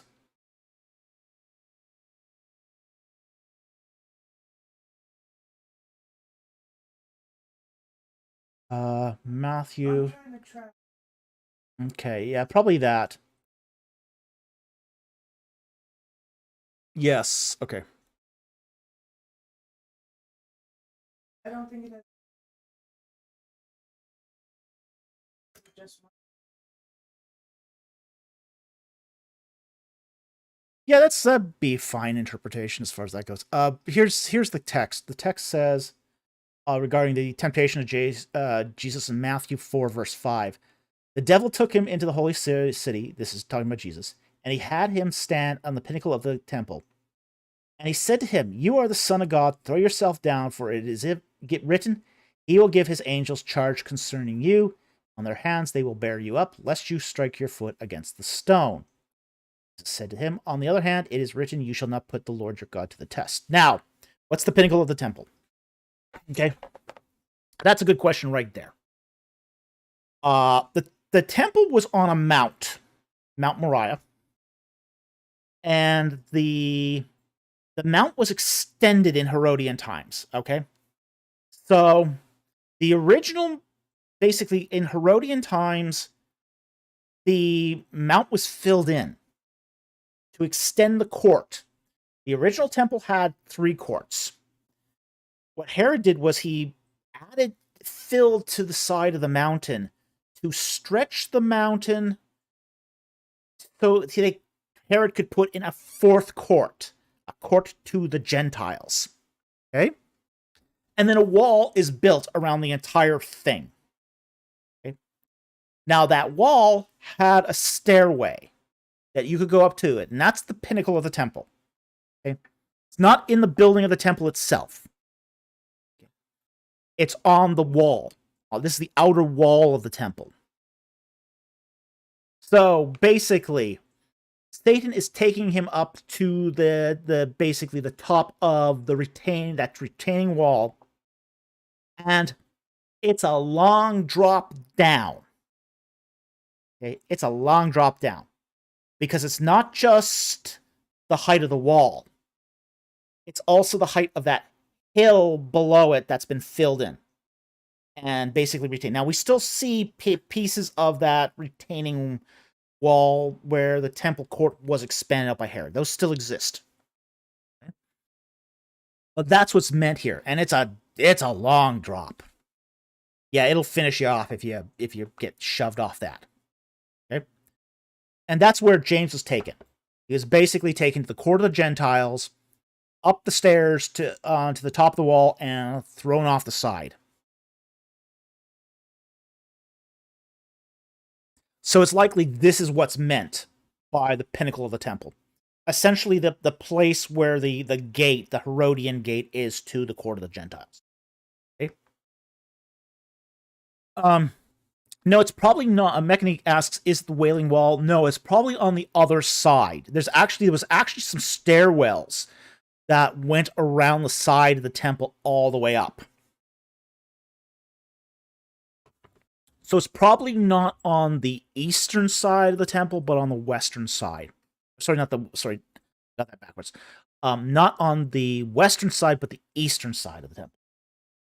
Okay. So that's probably where it took place, because almost all the gates of the temple were on the eastern side. Okay.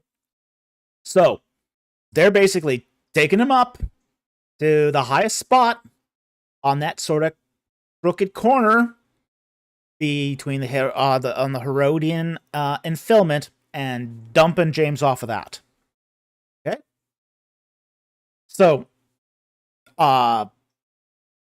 there's a possibility that when James was martyred, it was patterned after this. That's possible. It's not a specific allusion to it, but it's as my producer says, it's possible that this could just be standard operating procedure for someone you wanted to kill for blasphemy. That's possible. You bring him in through to the gate of the Gentiles, you take him up the stairs, and you dump him over the edge. Okay.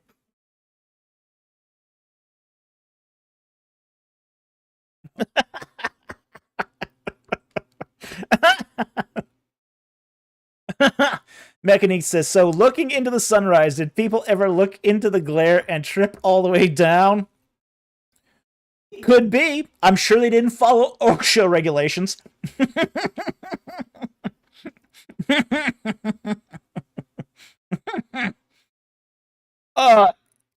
We don't have been part of that. Interestingly enough, part of that stairwell has been excavated. They have found a piece of it. So, there is it is there. We do know it's there. There's part of it still inside, embedded in the wall itself. So, very interesting. It's very interesting, and I expect there'll be more to come as they do more excavations on this in the area. But yeah. It could have been that looking into the sun was an occupational hazard, but who knows? But again, I'm sure they probably didn't do a lot of OSHA regulations as far as the safety of that stairwell either. Okay. All right. The next super chat here is from AT Ministries for $1.99. Thank you very much for the super chat. How does Genesis 5:3 relate to clan age theory? And I think we've had this question before, but we'll take it again here. Genesis 5, because that's going to talk about clans. And verse 3. When Adam lived 130 years, he became the father of a son in his own likeness, according to his image, and named him Seth. Now, a couple things. Adam was probably not the first human. And we got to know that to begin with. And that's because of the Toledot formula we have between Genesis 1 and Genesis 2, 3, and following. Okay? So that does seem to infer that Adam was not the first human. The second thing is that these Toledots are basically exclude intermediary members. We do know this.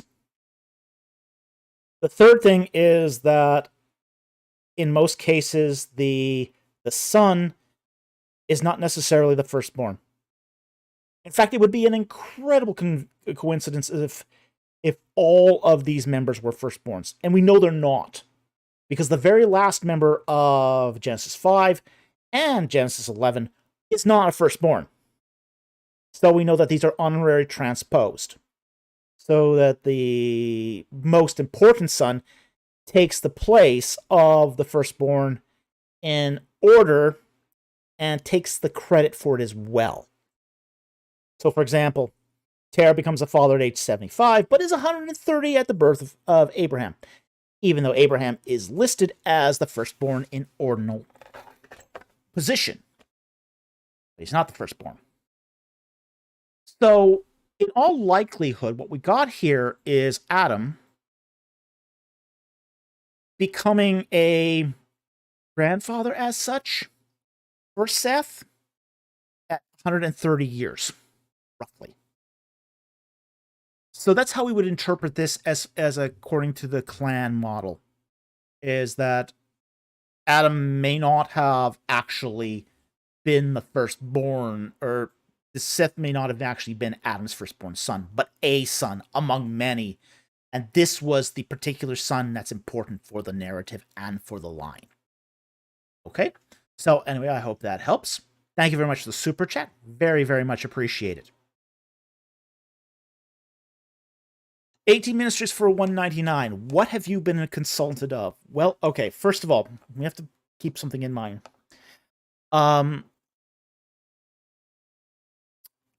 a lot of the projects I work on are under NDA. Okay, non-disclosure agreement. Until they are released, I can't discuss them. Okay? So,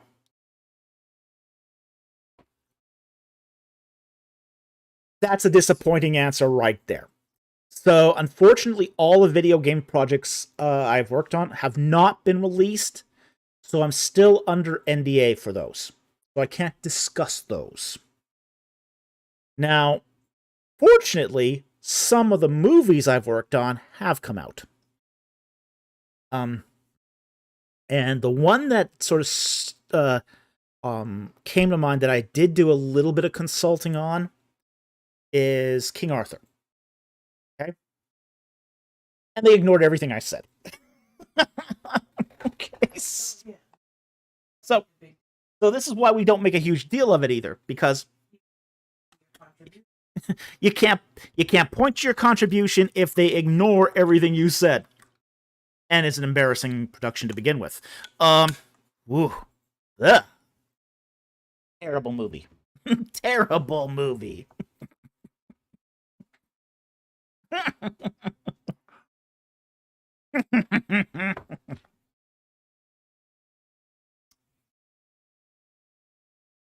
Yeah. Woo.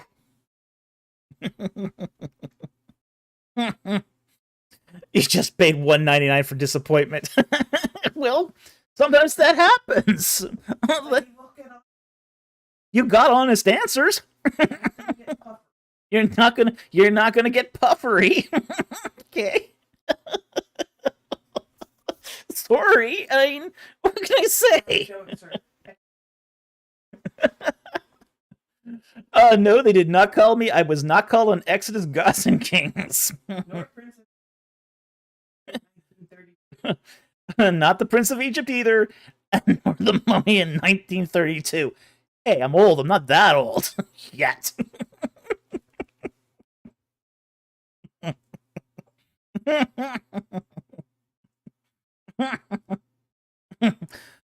Scorpion King. BC says, an honest answer is like a kiss on the lips. It's more like a kick to the head.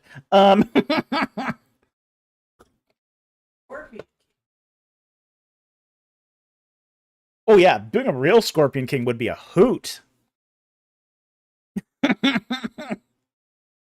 Yeah, I can name you a lot of films I didn't consult on. I did not consult on Noah. Oh boy. Oh boy.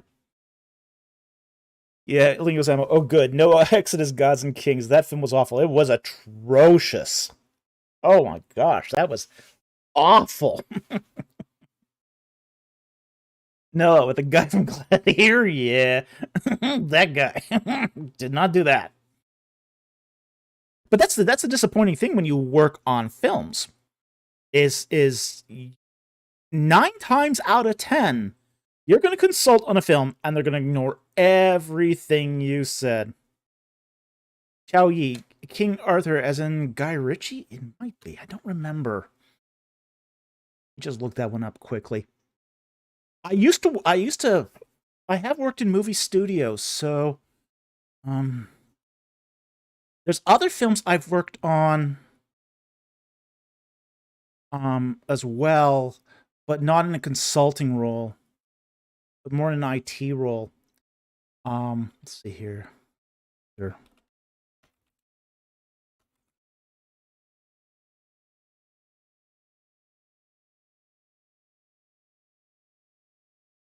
Uh, 2017 one.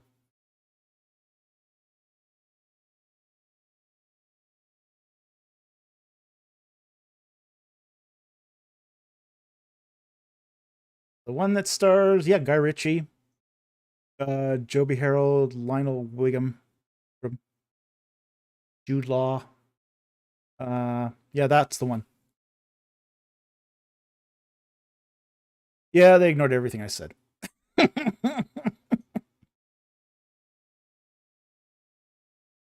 And really what they asked about was stuff such as material culture stuff, like how do you make a wheel for a wagon? That sort of stuff. like what do medieval wagons look like, that sort of thing. So it wasn't even much on say, it was more on material culture things, like what do the goblets look like, what do as I said, the one thing that I really remember from doing that consultation was that they made this wheel for a wagon that looked like it was made on Flintstones, and it's like I said, hey, look, no medieval wagon wheel ever looked like that. And I got this whine from one of the artists, but I have to change the oh, was it the texture map? It looks dumb.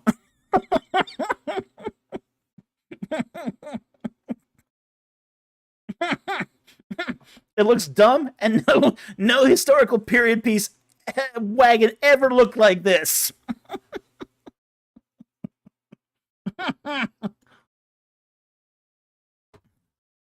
Yeah, so it's like, and they completely ignored what I said, so it's like, okay, whatever. Whatever. Oh, it was bizarre. It was like how do they, it was like they took a piece of plywood with a couple slats on it and then cut out the plywood. It was terrible. It was like a Sunday school play, a cheapo Sunday school play could have done better. Like, oh yeah. Oh yeah, UV mapping is a nightmare, so fair enough. But yeah, but this is a movie. You're supposed to be doing it right for a movie. This is why you've got $1 million budget. Okay? You're not spending the money on props here. You're spending it on CGI. So you don't have to make the props. Okay?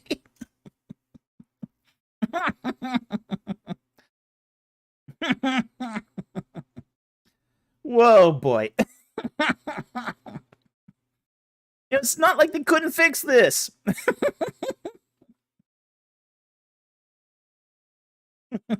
DC, yeah, but I don't want to have to work. Sheesh.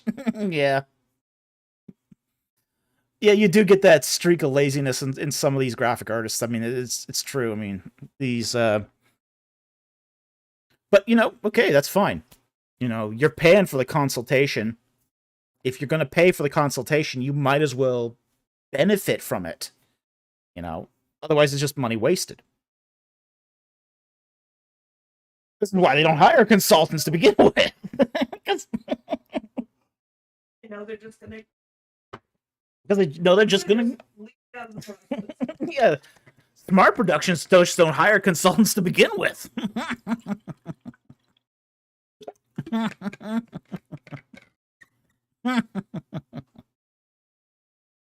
Yeah. So, yeah, that's the only one I can really talk about that I've worked on as far as a consultant.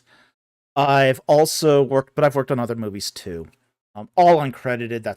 But I don't really care about any of that stuff. Like I worked on what was it? Avengers Civil War. What's it? Ockjaw. Another terrible movie. 9 Lives. Oh boy. That one was atrocious. Whoa. Whoa boy.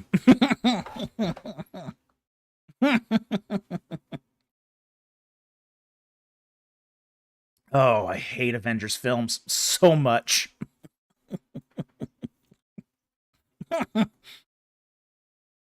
Hate them.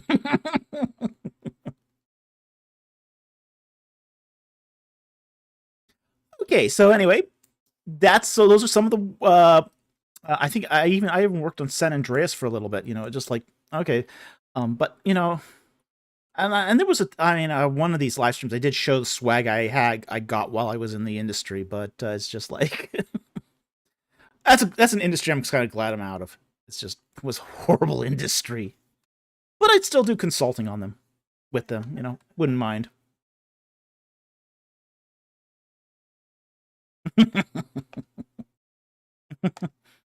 Okay, I want to thank Jack Ray for gifting the channel with 50 memberships. Thank you so much, Jack. It's good to see you here tonight.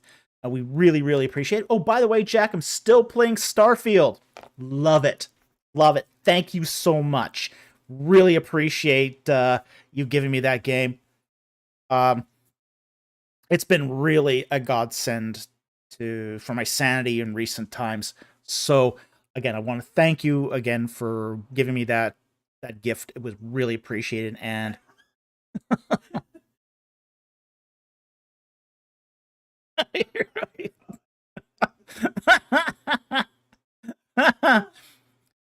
BC Jack Ray is unionizing the entire audience. Slim 2K Starfield is great. Yeah, I love it. I actually love playing Starfield. He says, "You're welcome. I like it a lot as well." Yeah, I mean, I'm really having a blast with it. I love. I'm right at level. I just raised up to level 26 on it, so. But I'm really enjoying it. It gives me I've had to do a lot of writing in the last since going full time. I've been doing a lot of writing, an awful lot of writing. In fact, I could probably say it, can't I? Okay. I finished the rough draft to a manuscript. So, I've spent the last 8 weeks working on a manuscript. So I've got a rough draft to a manuscript done. But I've also gotten incredibly. I've also been working on a video game as well, programming a video game as well, and as a result, I've gotten a lot of tendonitis out of it. So, the Starfield has allowed me to use a controller instead of a keyboard, and give my arm a much-needed rest. So I've really, really appreciated it. So again, thank you very much for the game. I really appreciate it. Thank you so very much. It's been really helpful for me. Okay. Back to the super chats here. BC for $2 Australian. And sponsoring Harry Stark's question on radical pacifism. Okay, 634 here.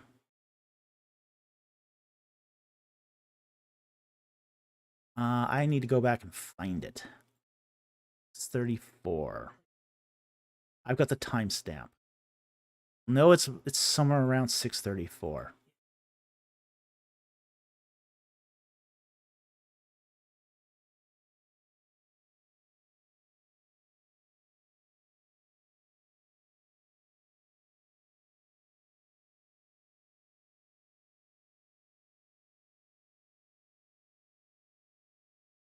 $634.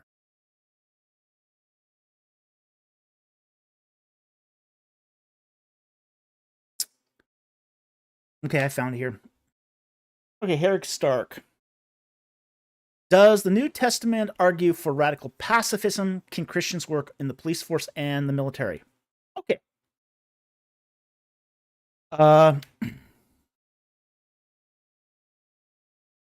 A little bit of background, my background here. And it'll explain maybe my own position on this a bit. Which is, I was raised in a Mennonite home. Okay? If you know anything about Mennonites, they're pacifists. Okay? I refused to join the Mennonite Brethren Church because I'm not a pacifist. Okay? I'm not even close to a pacifist. Now, that's... Do I think the New Testament argues for radical pacifism? No. I don't think it argues for that.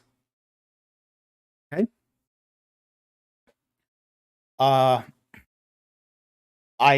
At any time we have Christ encountering, say, Roman soldiers, he doesn't lecture them on being soldiers. In fact, he remarks at their faith. he encounters a Roman soldier and who asks Christ to come heal his daughter, but says, I am an unworthy man for you to come into my home, but I am a man under authority. I say go and you go. I say come and the soldier comes. He says, you just declare my daughter healed and she shall be healed. And Christ says of that soldier, I have never seen such faith in the people of Israel as in this soldier. Okay? The fact is that we see even in, say, the epistles, the Pauline epistles, where Paul says of Caesar, did not God give Caesar the sword for a reason? Wait a minute. God gave Caesar the sword for a reason. If you do well, you will do well. If you do not do well, Caesar has the sword.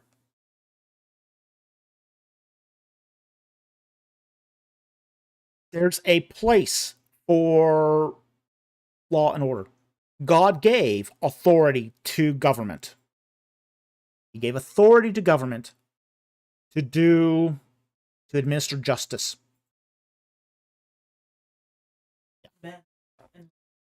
Now, that's not to say that that authority won't be abused.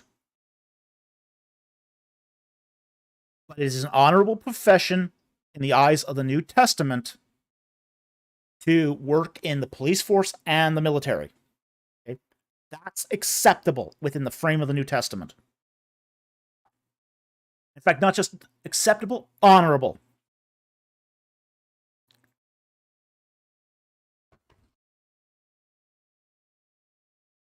So I think it's really important to look at, say, this whole idea of radical pacifism.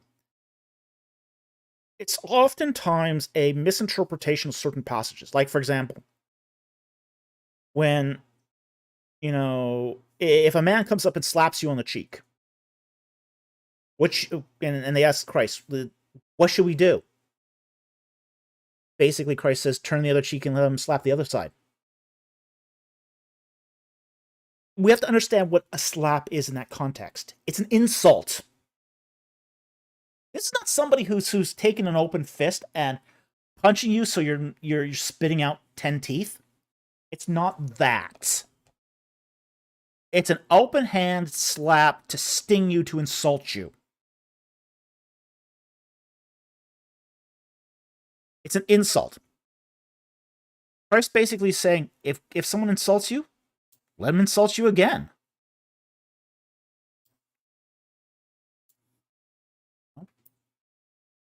But if the guy is not just swinging an open hand at you, but swinging a sword at you, yeah, you got the right to move out of the way or to block it with another sword to defend yourself in that scenario. Radical pacifism ends up shifting the burden onto others. One of the reasons why I could never support radical pacifism. Because it shifts the defense of the home, of the family, onto somebody else. And I could never live like that. I believe it is incumbent upon people to learn how to defend their homes and defend their families. There are evil people out there. Heck, if someone invades my home, they are not leaving in one piece. I'll tell you that. They are not leaving in one piece.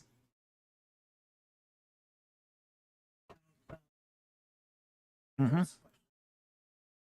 Yeah. Take that response here. Tui says, the pacifism question was alive back in the 1500s. Martin Luther replied, to it in, quote, whether soldiers too can be saved, end quote. His answer, soldiers are fulfilling the command to love and defend your neighbor. Yes, they are. Yeah. Yeah. I think it's disgraceful when a man will not defend his family.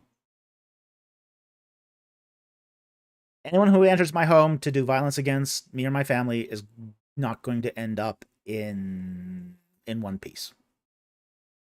Because I take that seriously too. I love my family enough to defend it.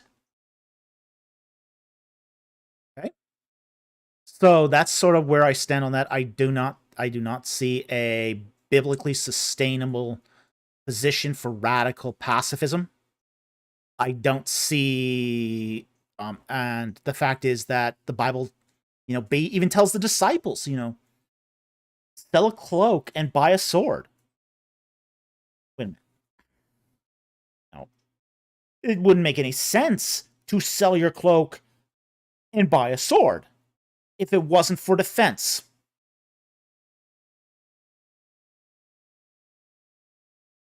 Shall ye? So you're for the Second Amendment? Oh, yeah.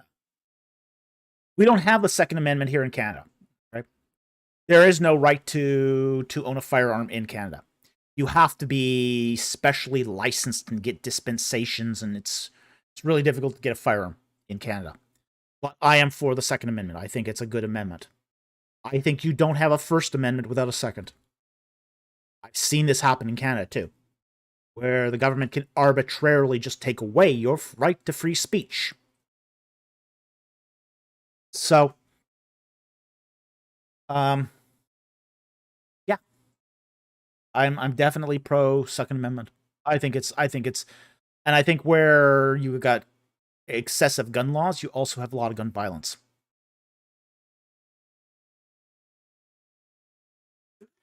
Oh, yeah.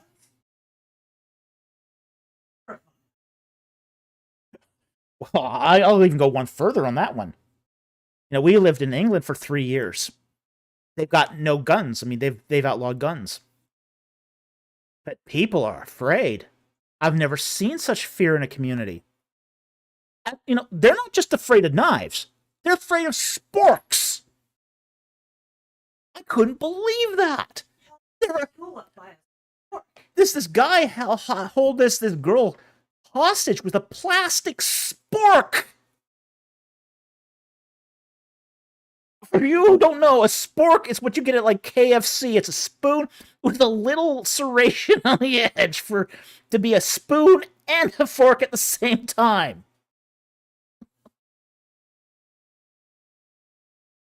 Seriously, a plastic spork. Are you kidding me?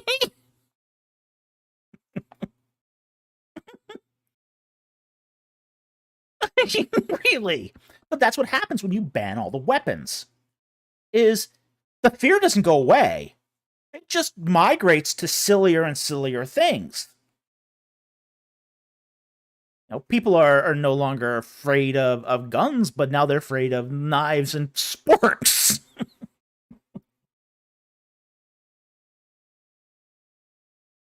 And that's the problem. Does Toy Story need a trigger warning? Probably. Charlie, don't sir. Forky is dangerous. Well, Sporky is worse, apparently.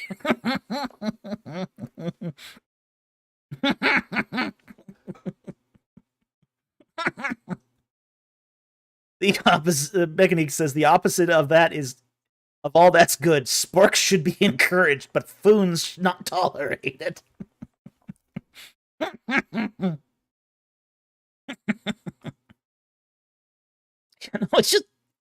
It's just nuts so. And in England, they got a home invasion problem. People kicking down the front doors and invading your home.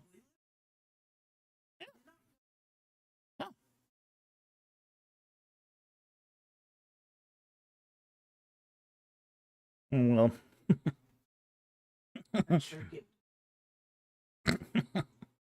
BC, John Wick just needs a pencil. Ban pencils. Oh, we've seen this happen. at science fiction conventions where pencils get banned. Saw this happen once. There was we knew this forensic pathologist who came as who showed up costume as an elf, and she had a bow and these fake arrows with felt hearts on the tips. Felt. Okay, felt. And they wanted her to peace tie, which is basically you take a Zippo, a plastic zip tie, and tie them together so they can't be used as a weapon. And she goes, "What are you talking about? These are nothing but dowels with a felt heart on the end." And she told him, she's a forensic pathologist. She says, "Well, you know, you can kill somebody with a sharpened pencil. Are you going to stab them in the, with a pencil and kill them with a pencil?" And they start having conniptions. Well, we can't ban all the pencils. Like, what?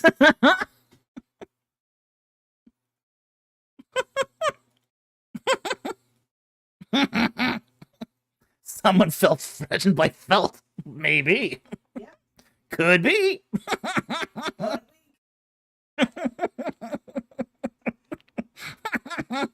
PC, but we can try.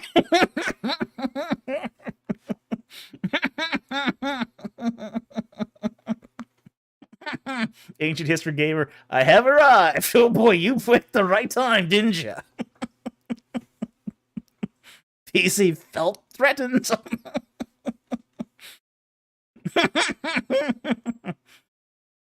Oh boy, I mean, just but this is the stupidity. This is the absolute stupidity of all this stuff.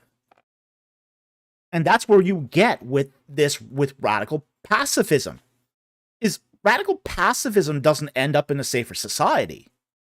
It just ends up with more stupid people. More stupid people who are more afraid. So it's just... So in many ways, I'm glad that the Bible does not endorse radical pacifism. Because, oh boy, it'd end up would be even worse than we're in. Even worse. Okay, so anyway, with that, thank you very much for the super chat. Very much appreciate it, and I hope that helped. BC for $2 Australian, thank you very much. What biblical scenes would make great paintings? I don't know. I mean, there are some great paintings already from biblical scenes. You know, the apocalypse has always been a great great use of biblical paintings. The whole Salome holding the head of John the Baptist on a platter makes a great painting.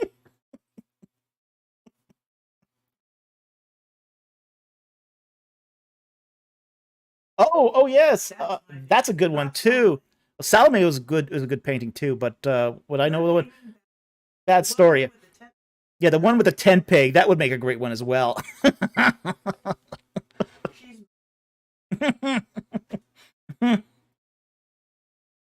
Mm. Yeah. I mean, there's always anything from Egypt will make a good painting. Come on. So, you know. So, I mean, there's a lot of... The Bible has a lot of good fodder for good paintings. You know, Daniel in the Lion's Den is a classic. You're just limited more or less to your imagination at this point, because there's been very little in biblical history that hasn't been at some point subjected to a painting. So, oh, absolutely. All right. So, anyway, thank you for the super chat. Very much appreciated. JP for $5. Thank you for the super chat. Pragmatically, should the church prioritize fighting secularism in the West or grow globally through missions? Neither. Pragmatically, the church should get its own house in order. Get back to the Word of God. Get back to really, really emphasizing the study of God's Word.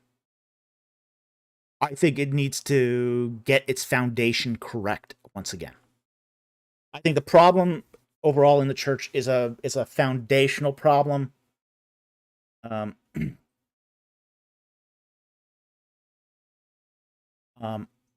Yes, fighting secularism.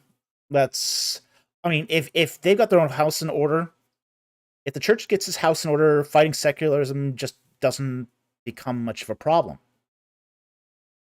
Because frankly, then the example of the church will shine on its own.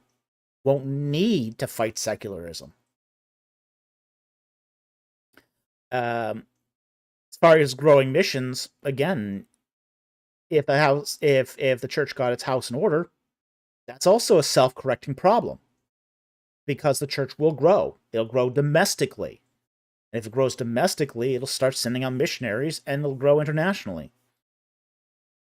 Both of these are self-correcting problems, and problems caused by the church not having its house in order. Get its house in order, these problems go away. Both of them go away. Get back into the Word of God. Get back into the Word of God. Read this thing. It's not just good for propping up your table, okay? It's not just for keeping your couch steady, okay? It should be read too.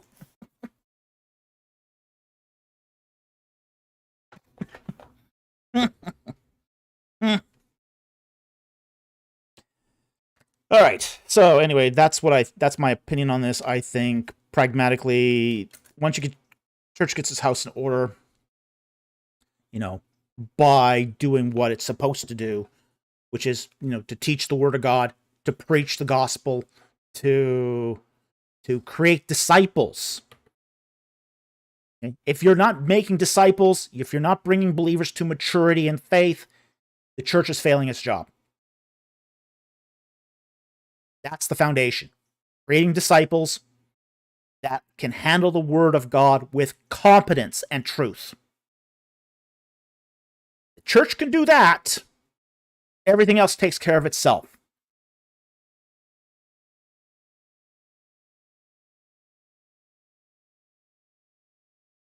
Oh, really, Senator? Oh, we're not done with you yet. Oh, he's been on my radar recently.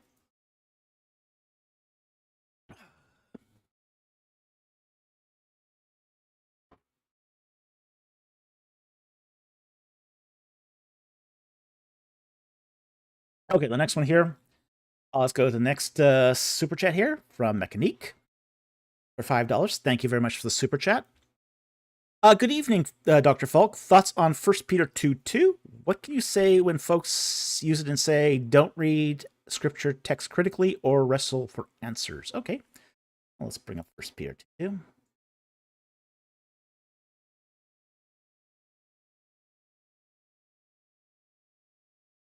Peter 2. Okay. We'll take it here from verse 1. Therefore, put aside all malice and all guile and hypocrisy and envy and all slander. Like newborn babes, long for the pure milk of the word, that you may grow in respect to salvation. If you have tasted the kindness of the Lord and coming to him as to a living stone, rejected by men, but choice and precious in the sight of God. Okay.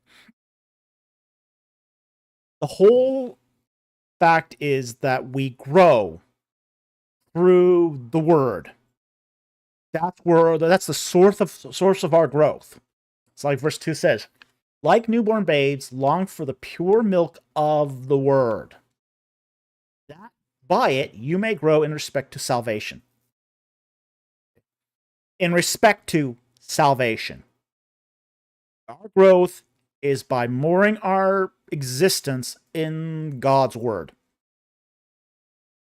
So, if you are not reading the Bible by paying attention to things like context, whether context in Scripture, context of grammar, context of history, context of the biblical canon, you're not getting all you can get out of the Word of God. It's kind of like you're tasting part of the milk, but not all of it. You're leaving behind the nutritious aspects of the milk.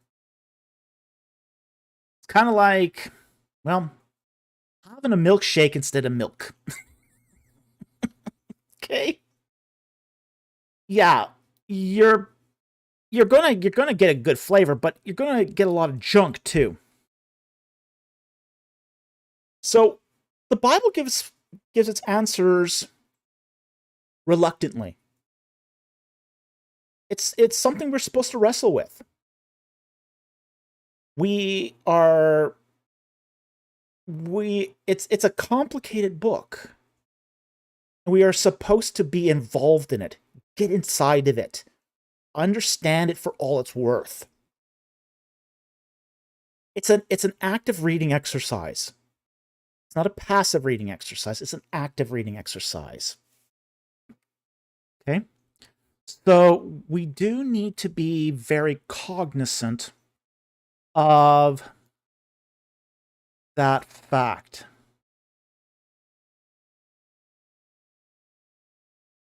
So, I'm very much of that opinion that,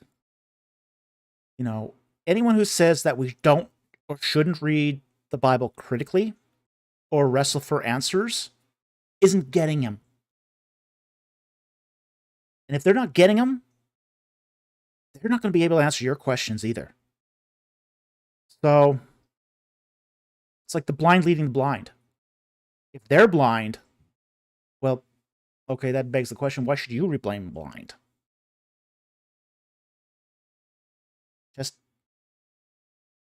do you want to learn so that you can grow or not? Very simple answer. Aston Weir says, I think they're often just lazy. Well, yeah, they are often less lazy. But, people make up a lot of excuses for being lazy. This is not something that's... People make all sorts of reasons for not doing the things they should. No?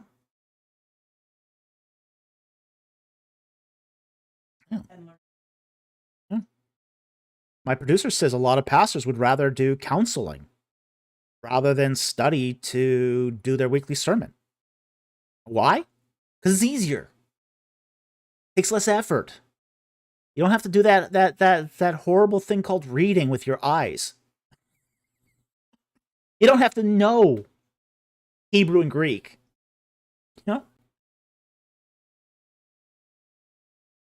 You don't have to put in all the effort.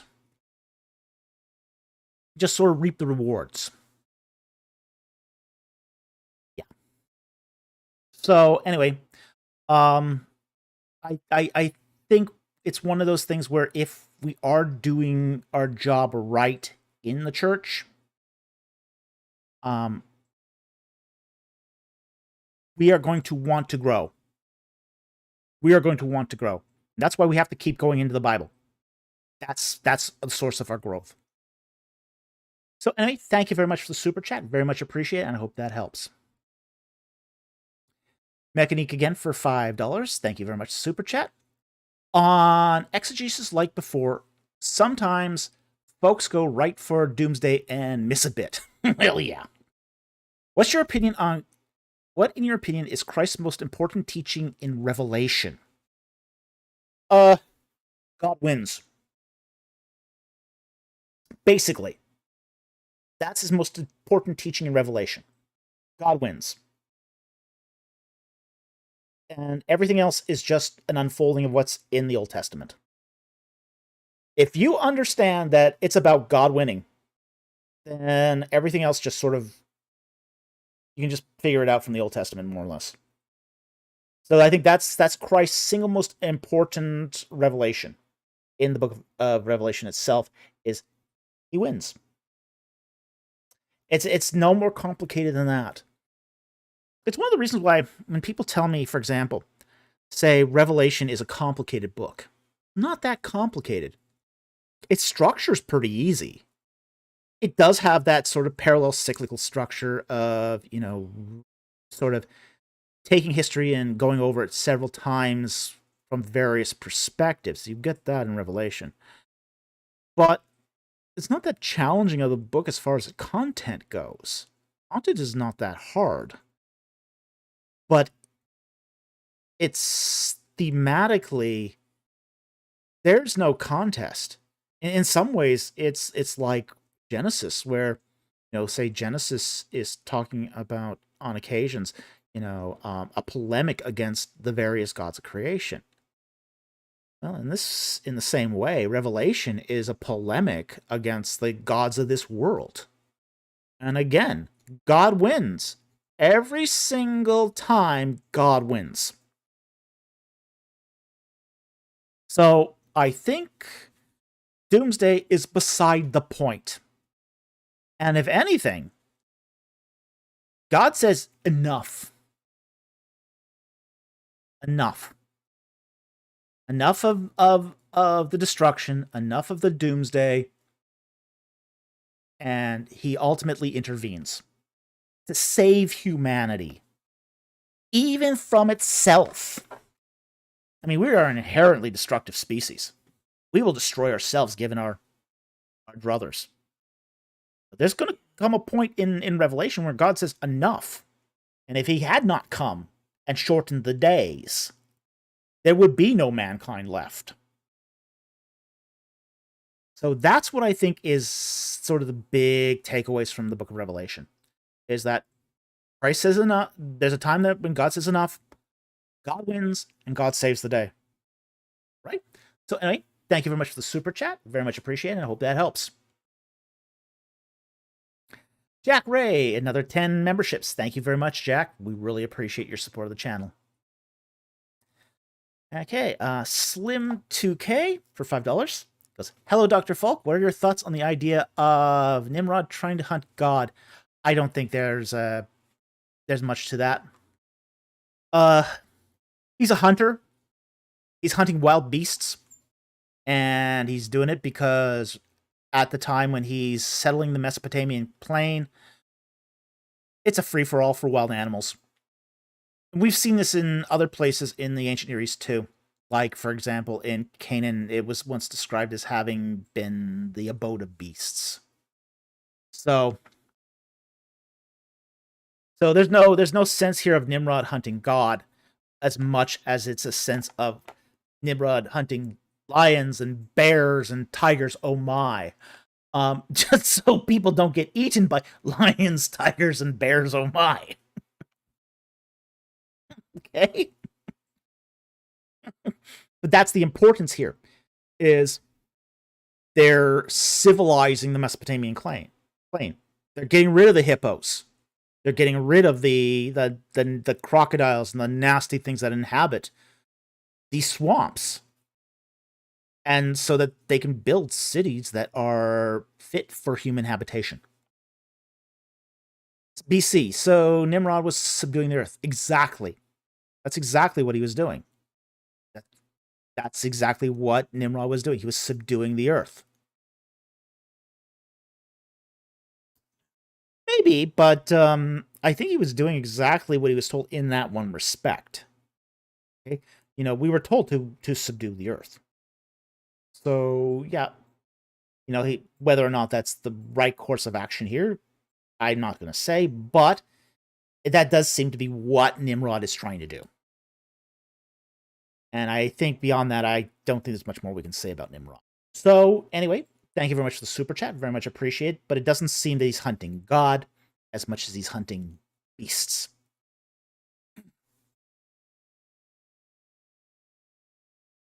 Mm-hmm. Yeah. Yeah. Slim2K for $5. Thank you very much for the super chat. From my understanding, firmament means expanse. Where do people get solid dome from? Okay, it's actually from the Hebrew term rekia. And the whole idea of a rekia is a firmament means expanse in our modern English. But firmament didn't always mean expanse in that way. Firmament used to mean firm. Something that was firm in the sky. Okay? Not just an empty space, but something that was firm and solid up there. So you get a notion like rakia, which means a celestial ocean, in a sense. Okay? The idea that above in the heavens, over your head, is a bunch of water. Bunch of water. A celestial ocean, celestial river. Various ancient Near Eastern societies had pretty much the same idea here, that there was water overhead. And why did they think there was water overhead? Because water would fall on their heads every so often in the form of rain. Okay? The rain had to come somewhere. Might as well come from a celestial ocean. So the whole idea that it wasn't necessarily something that was solid in the sense of it was like crystal, but it had substance, like water, like an ocean, like vapor. Okay? So it was more in that sort of sense of being a dome in that way. So there are some ideas that it is crystal in, say, the Second Temple period. It does take that sort of more of a, say, crystalline departure at that point, but it's not a consistent view as such. But the whole idea that there's water up there and it's a celestial ocean, that's ubiquitous in ancient Near Eastern cosmology. So anyway, I hope that helped. Thank you very much for the super chat. Very much appreciated.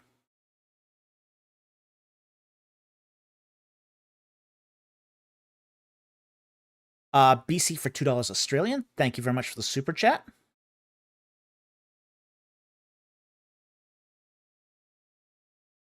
And he says, sponsoring a virus question from Palea. Okay.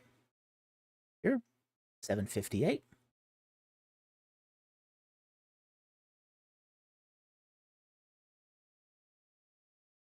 $7.50.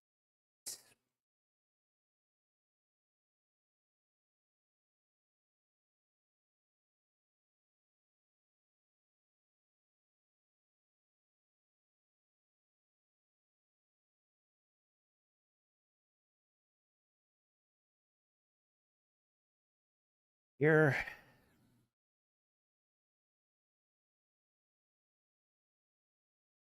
$7.58.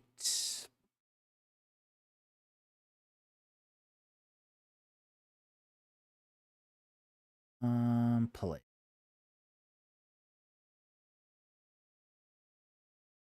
Okay, here's the question here from Palea. Why was Avaris occupied and unoccupied if Israelites from Joseph until Exodus were always there? Well, okay. It wasn't that it was completely unoccupied. There was a constant occupation from the Second Intermediate Period, right at least until the mid-19th dynasty. Okay? Now, there was a time when it was less occupied. And I think that's sometimes confused with being unoccupied. Especially when it comes to, say, some of the reports were not exactly clear on this, particularly because they tend to be focused on palaces. And palaces tend to be occupied and then abandoned for specific political and economic reasons. Like, for example, after the conquest of Avaris at the beginning of Dynasty 18, the Hyksos Palace is abandoned. The whole city's not abandoned. It's still occupied. It's not a big city at that point, but it's still occupied by Semitic people. But the palace is abandoned. Likewise, in the in the New Kingdom, say Dynasty 18, the Tutmoside palace there's a Tutmoside, the third palace that's built and then abandoned. We don't know why it's abandoned, roughly during the reign of Amenhotep II, but it's abandoned. But the rest of, say, for example, the temple precinct is still occupied during that entire period. So, we know from, say, the beginning of the New Kingdom, the very first years of Dynasty 18, right up through to, say, the Middle Kingdom, that the temple precinct, basically that Semitic sector around the Temple of Baal was occupied by Semitic peoples from the second intermediate period right up until the mid Ramesside period. So, they were there. Semitic peoples were consistently occupying the area. Okay? So, I hope that answers your question. Thank you very much for the question. Very much appreciated. But only parts of it were abandoned. We don't see a general abandonment, as I say, until mid-Dynasty 19. And even then, the whole city's not completely abandoned. The port is still in operation. The port will remain in operation until the end of roughly the end of Dynasty 20. Okay? So, thank you very much for the question. Very much appreciate it, and I hope that helps.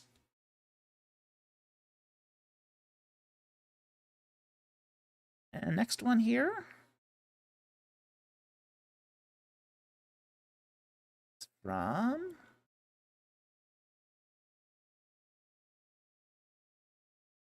next one. Addison Weir. Our first Addison question of the night for $1.99. Here we go. Hi, Dr. Falk. So, thoughts on Brandon Robertson? I know he's asked that question before. I still can't remember who this guy is.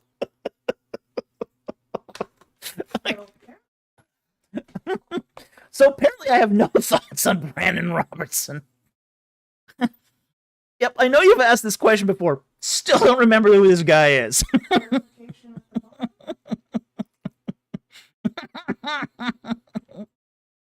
Sorry, don't remember him. Nope, can't recall him at all. Let's see, Brandon Robertson. Oh, him. Oh, the progressive woke guy. Oh boy. Oh, him. Okay, I know who you're talking about now. I think he's a joke. Okay. Still don't have very many thoughts on him. I don't spend a lot of time dwelling on guys like that. Okay. Ancient history gamer. If Dr. L don't know them, then they're not important.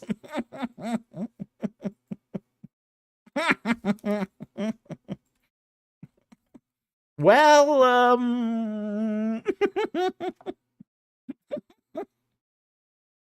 yeah, I mean, I've seen one or two of his videos.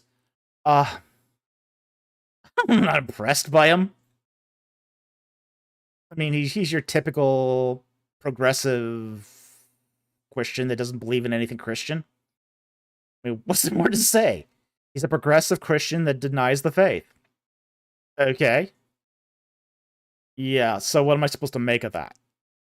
Am I supposed to believe what he says now? No.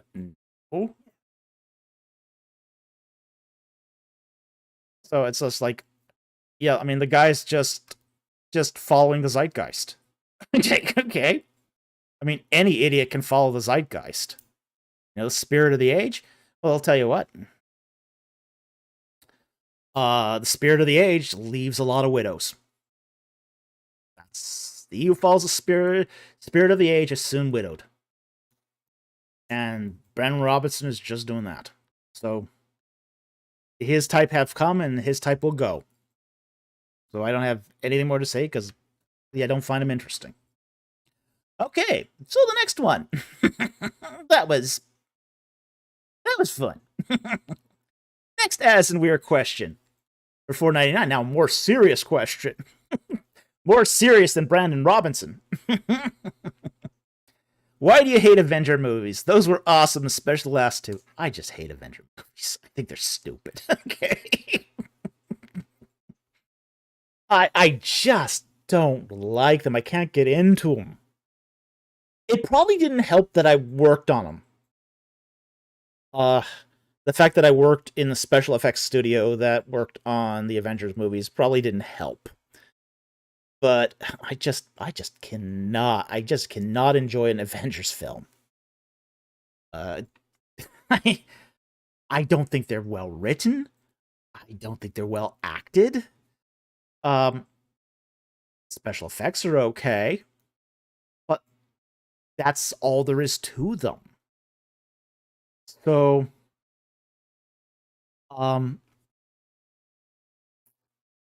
yeah, I like story. I'm into story. Story, character development, good writing. That's what I value in a movie. And Avengers movies don't deliver that for me. Yeah, there's occasional zinger lines, like, so what?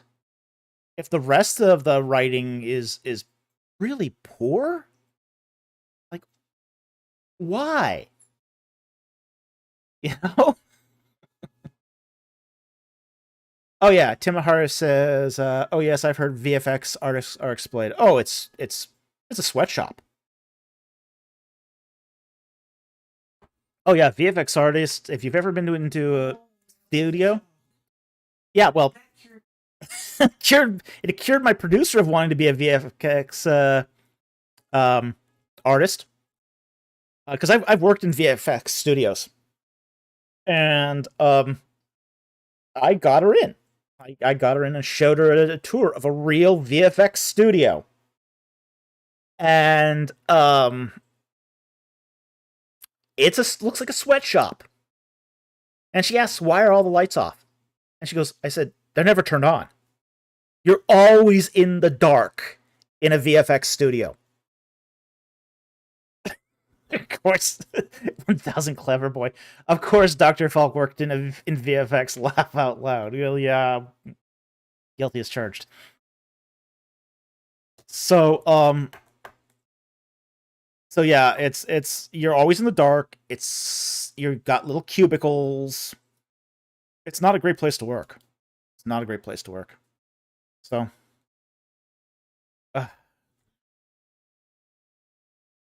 anyway, thank you very much for that super chat of why I hate Avengers movies, but just can't get into them. Can't get into them. Just do not like them. Okay, the next one here from Addison Weir for $4.99. Thank you again for the super chat. How do you recognize a false teacher? Okay, that is a fine question. Is the best way to recognize a false teacher is to know the genuine. There was when the U.S. Treasury trains bank tellers, and they do this, the U.S. Treasury trains tellers how to recognize counterfeit currency. And this is how they do it. They have them count money all day. Genuine money. Only pure, genuine money. And they have them count it all day. And this is just flip through. And they develop a sense of feel for it. What happens is, when they hit a counterfeit, they feel it instantly. And they pull it out. Okay? So, how do you recognize a false teacher? You know the genuine. You know real Christianity. You know the essentials of the Christian faith. You know your Bible. That's how you can tell a false teacher, by knowing the genuine so well that anything that defies that is instantly recognizable as false teaching. Just like a teller who knows the currency, the legitimate currency so well that she can just flip through it until she finds the fake bill. So I think that that's the way you do it. You don't bother studying all the aberrations. Study the original. Study the genuine. Study the genuine, and you'll never be fooled by a counterfeit.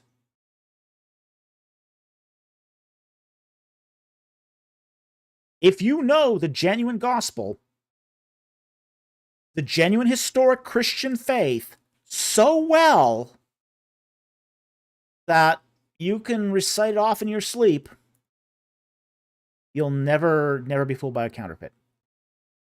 That's how we should. That's how you recognize them. Now, how should we treat them? Treat them. Now, there's a difference, too, between someone who's just legitimately wrong and a false teacher. Okay? Somebody who's legitimately and honestly wrong, okay, treat them with grace. Treat them with mercy. You might not, don't give them a podium. Don't give them a platform. But treat them with mercy and grace. A false teacher is somebody who's trying to enter in to the church to distribute false teaching, to lead people astray, to give them doctrines that are contrary to the historic Christian faith. Those should be treated very seriously. They should not be given a platform. They should be, if they insist on a platform, they should be expelled from the church. That's what you should do. You do not want to, you have to understand that if they are successful in persuading others to follow a false teaching and a false gospel, it can mean eternal separation from God. That has eternal consequences.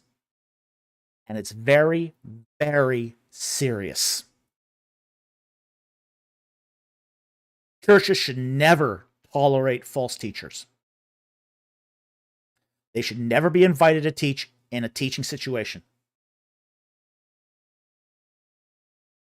So, oh yeah, they should even be allowed to sell their book in the library too. I've seen that happen too, where a false teacher was allowed to do that. It should never have happened.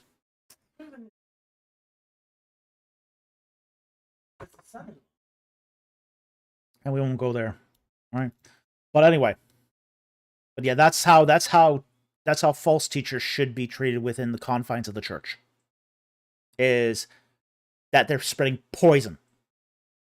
It would be no different than having some lady set up a cupcake stand in your church lobby knowing they're filled with poison and arsenic.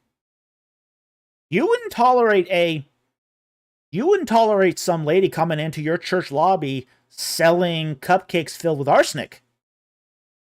Why do we tolerate false teachers coming into the lobbies of our churches and selling books full of arsenic? Physical arsenic versus spiritual arsenic, but it's still arsenic. Both will lead you to death. Except the one giving you the poison cupcake, that's only temporary death. The one with the books, that's giving you spiritual, eternal death. Do not tolerate it. Not for a second. Okay, so with that said, thank you very much for the super chat. Very much appreciated, and I hope that helps. Herman Trash Rat for $2. Awesome. Thank you very much for the super chat. Thoughts on social Darwinism and eugenics? Absolute wickedness. Okay? That's my thoughts on social Darwinism and eugenics. It's complete wickedness. I have there's nothing I like less than a eugenicist. God created life and it's sacred. Okay? Social Darwinists believe that social Darwinism came out of 19th century racial thinking. It believes that there's things such as genetic purity, genetic wellness, that some races are better than others. It's from the pits of hell.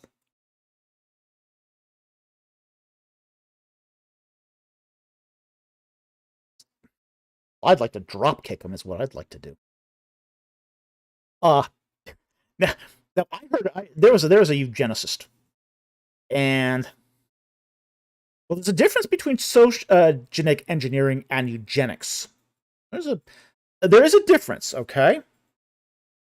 But that line can also be crossed too. Okay.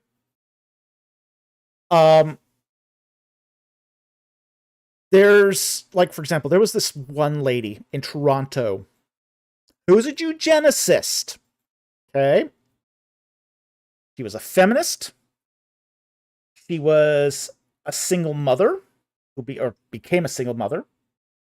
She was a eugenicist. And she had mail-ordered semen from the finest of sperm banks, so she could have the perfectly genetic offspring. Funny how a lot of these eugenicists think they're genetically pure. And she was, because she paid a lot for this semen. And she was really upset that instead of it being a 6'5" blonde, muscular athlete with a PhD, it turned out to be some convict with a 65 IQ.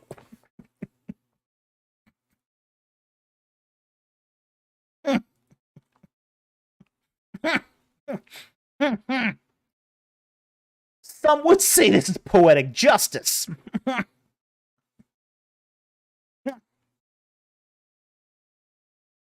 But does display what the mentality of eugenics is. And this spirit of eugenics is alive and well. For example, right now, the going price for an unfertilized female egg from a woman who is under the age of 30, has an advanced degree, IQ, and athletic, is right now going for $70,000. And they cover the surgeries. That's her in-pocket cash. That's the going rates right now. And it's all driven by the idea of eugenics. The idea of good offspring gets you good genetic material, gets you good offspring. It's a horrible, horrible philosophy. I mean, and it comes from America. I mean, this stuff didn't originate with Germans from the 1930s. They got it off of someone else. They got it off the Americans. The Americans, this came out of the American South. There used to be a Best Baby Award. Best Baby Award. I mean, country fairs used to have this in the South in the 1930s and 40s. They used to have this in the 1930s and 40s where, like Gerber Baby Food would sponsor a Best Baby competition. Well, what was the criteria of this? It was the guidelines of eugenics. Basically blonde hair, pudgy, blue eyes. the Aryan ideal. It was disgusting. It was wicked. Yeah, what do I think about social Darwinism and eugenics? I think it comes from the pits of hell. And they're ideas that are long past their shelf life. They need to be thrown out with the rest of the trash. Okay. Yeah, 1000 clever boy. Who gets to decide what life is best and which is valuable? Well, apparently a committee at a state fair judging your baby gets to do this.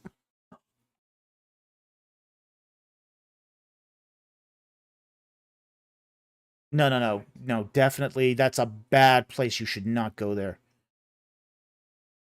Yeah, we do not want to start engineering human beings. Sorry, Bon Bon. You know, look, genetic engineering of, say, plants, okay. Animals, less okay. You know, for someone who's worried about mixed fibers, mixed genes, you know, you should know this. If you're not supposed to have mixed fibers, mixed genes is not any better. It's worse. So, I think there's a real issue here with the whole genetic engineering. And I think there's issues with the whole idea of, say, genetic engineering as far as humans. Then you get the whole Gattaca scenario. If you're going to go down that road, it's going to get real dark real fast.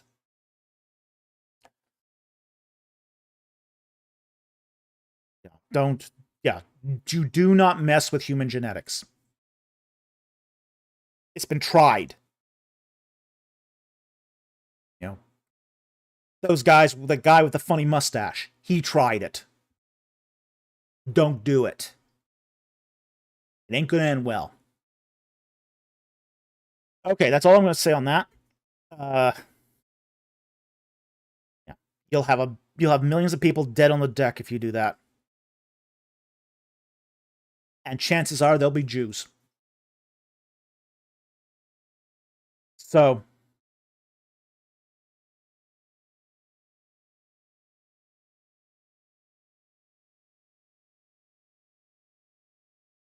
okay. The Vermin Trash Rat for $2. Thank you very much for the super chat.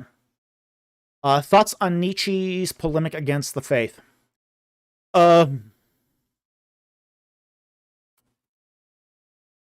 Basically, he had nothing but low ideas of what faith is. Okay. He subscribed to the whole blind faith thing. He thought it was something that, only the weak needed. I was never a big fan of Nietzsche anyway. I was kind of forced to read him in Philosophy of Religion, that whole German dialectic thing that he does. Kind of hard to really get to the point of what he meant, where he's going to settle on any one thing, because German dialectic is like that. You have two extremes and you're supposed to take the middle course. The problem is people misquote Nietzsche to take one extreme without taking the other and not going down the middle path. So I think it was Nietzsche is a problem for modern day readers in general. You can't read Nietzsche without really being absorbed in German dialectic. So, it's not a polemic by itself without taking its counterpoint. But it is also true he did not have a high regard for any religious faith. He thought that man should basically rise above faith through intellect. And I think once you start going there, you're looking to be led astray, because some of our knowledge is not just intellectual. It's also spiritual. It is also religious. It's philosophical. And Nietzsche was not really all that sound on the philosophical, even though he's lauded as a philosopher. Nietzsche never saw a syllogism he liked. Okay. He was totally steeped in dialectic philosophy. And unless you understand that, it's going to be very, very difficult to navigate your way through Nietzsche. So I don't have a high regard for Nietzsche. I don't think he's a good philosopher. I don't think people should use him today.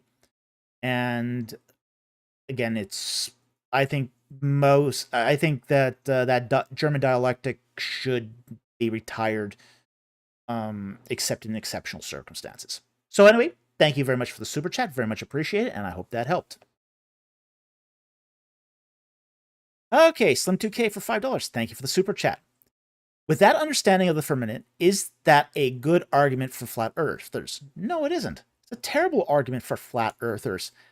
And the reason why it's a terrible argument for flat earthers, and the argument here is, of course, that, well, there's a dome over the earth, that therefore the earth is flat. No, because the whole idea of ancient Near Eastern cosmology is a religious cosmology.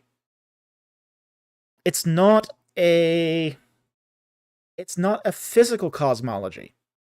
So the idea of there being waters up in heaven is the idea that there's something like water up in heaven. The key word here is like or as. Again, it's analogical language. Like, for example, when it talks in the scene with the flood, it says that the windows of heaven opened up and the waters poured down. Windows. There's not real windows up in heaven, in the sky. Okay? It's an analogy. It's an analogy meant to connote a deeper spiritual reality. The same thing happens with, say, ancient Near Eastern cosmology. Ancient Near Eastern cosmology is a spiritual cosmology meant to connote something deeper is going on. Okay? So, that said, it's a terrible argument if a flat earther wants to use it, because it, again, misses the point of, say, the whole idea. But anyway, it's a great question. Thank you very much for the super chat. Very much appreciate it, and I hope that helps.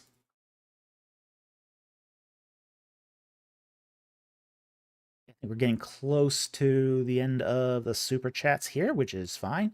Take some non-super chats here and then call it a night. Maybe we can even get out of here by 10 o'clock. That'd be lovely. Addison Weir for $4.99. Thank you for the super chat. Sent you a Brandon Robertson video just to torture you. And I thought you were my friend. That's all I need. My inbox congested with more videos.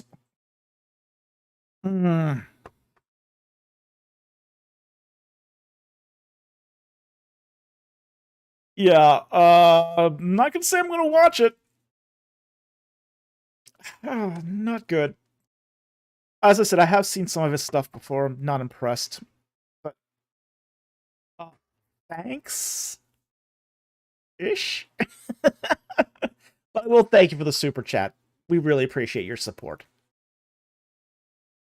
Okay.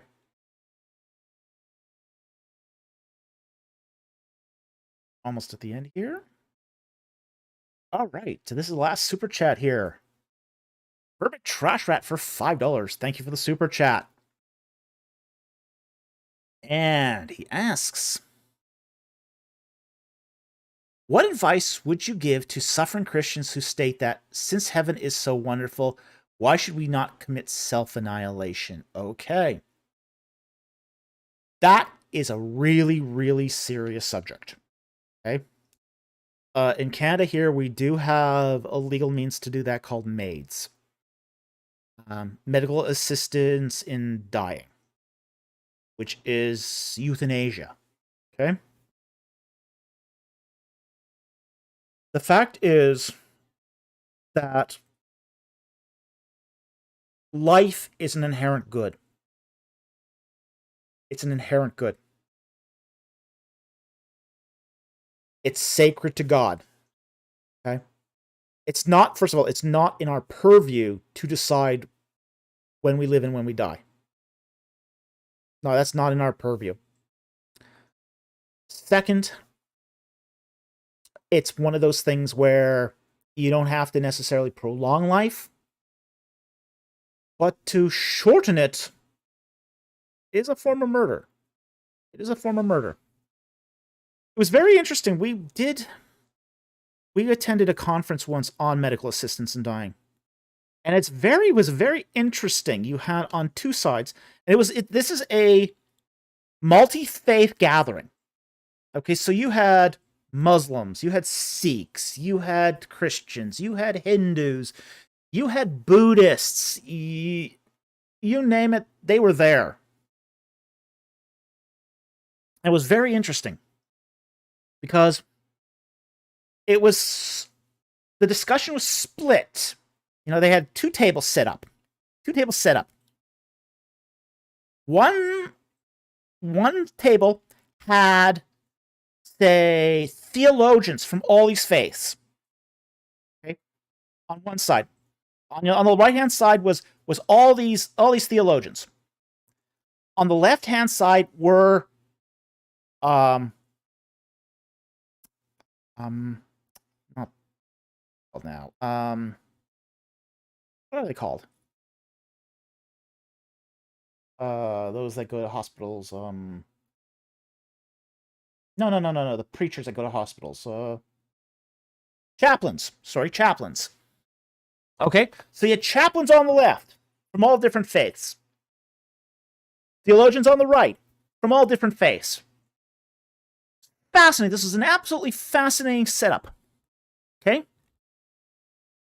All the theologians, regardless of faith, regardless of their religion, didn't matter if it was a Hindu, a Sikh, a Jew, a Christian, a Buddhist, didn't matter. All those theologians right across the board, a Muslim,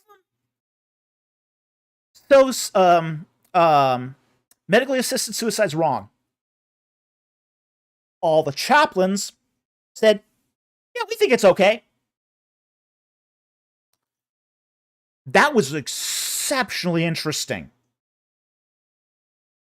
That was really, really interesting.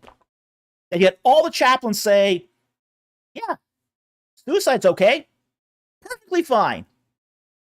All the theologians said, not so much. I don't think I thought that was just incredibly interesting. The ones that are learned in their respective faiths say, no, suicide's wrong.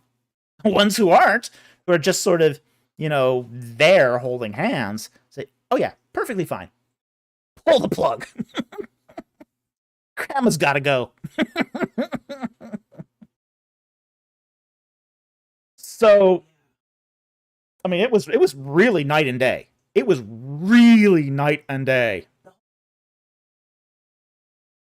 Yeah, it was all like, Grandma's gotta go. Grandma doesn't get a say. Grandma doesn't get a say. It's the family who decides. Well, there's that too. There's doctors who are doing this now too, so, it's just like, oh yeah, Grandma's costing the family too much money. She's gotta go.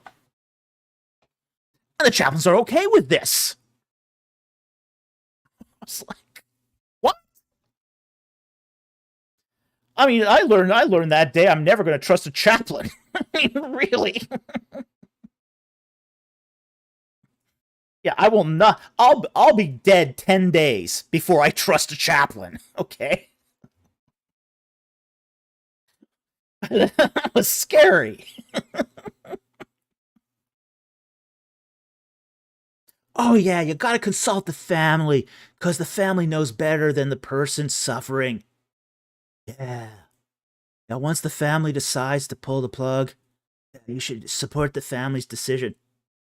The person whose plug's being pulled saying, don't pull the plug! Don't pull the plug!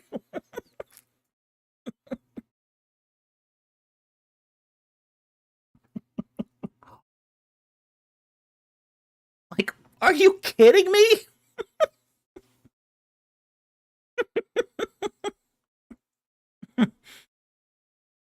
But that's the reality of euthanasia.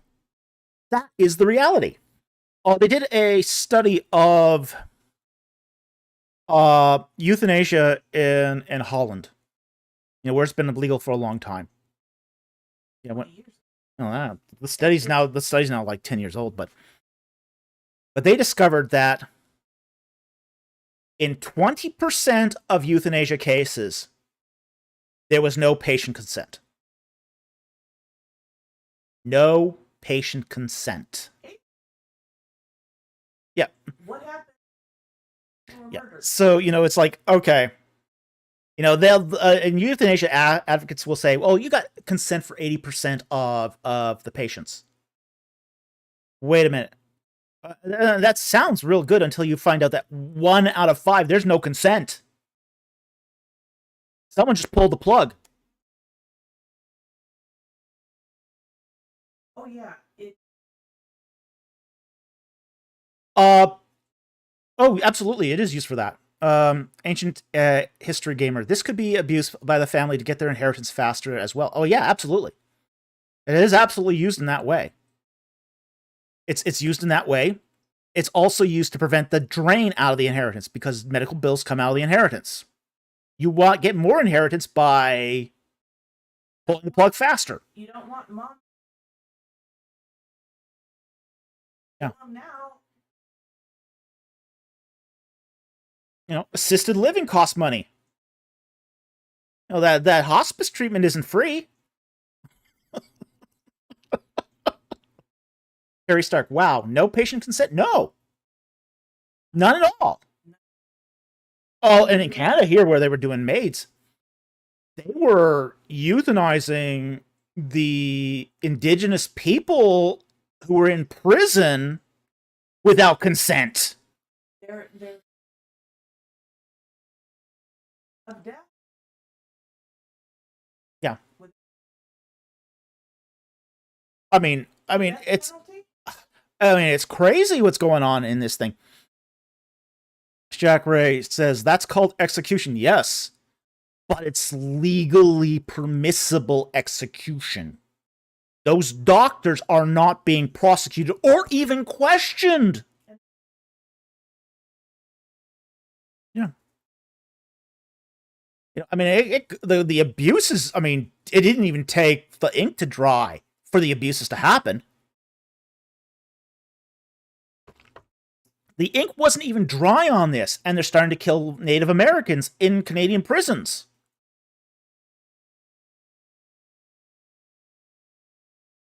And, they when they first did this, they said no minors. Well, they turned that quickly enough. Wow, it's just unbelievable. As I said, the ink wasn't even dry on these bills before they started abusing them. No, it's just, I have nothing here but,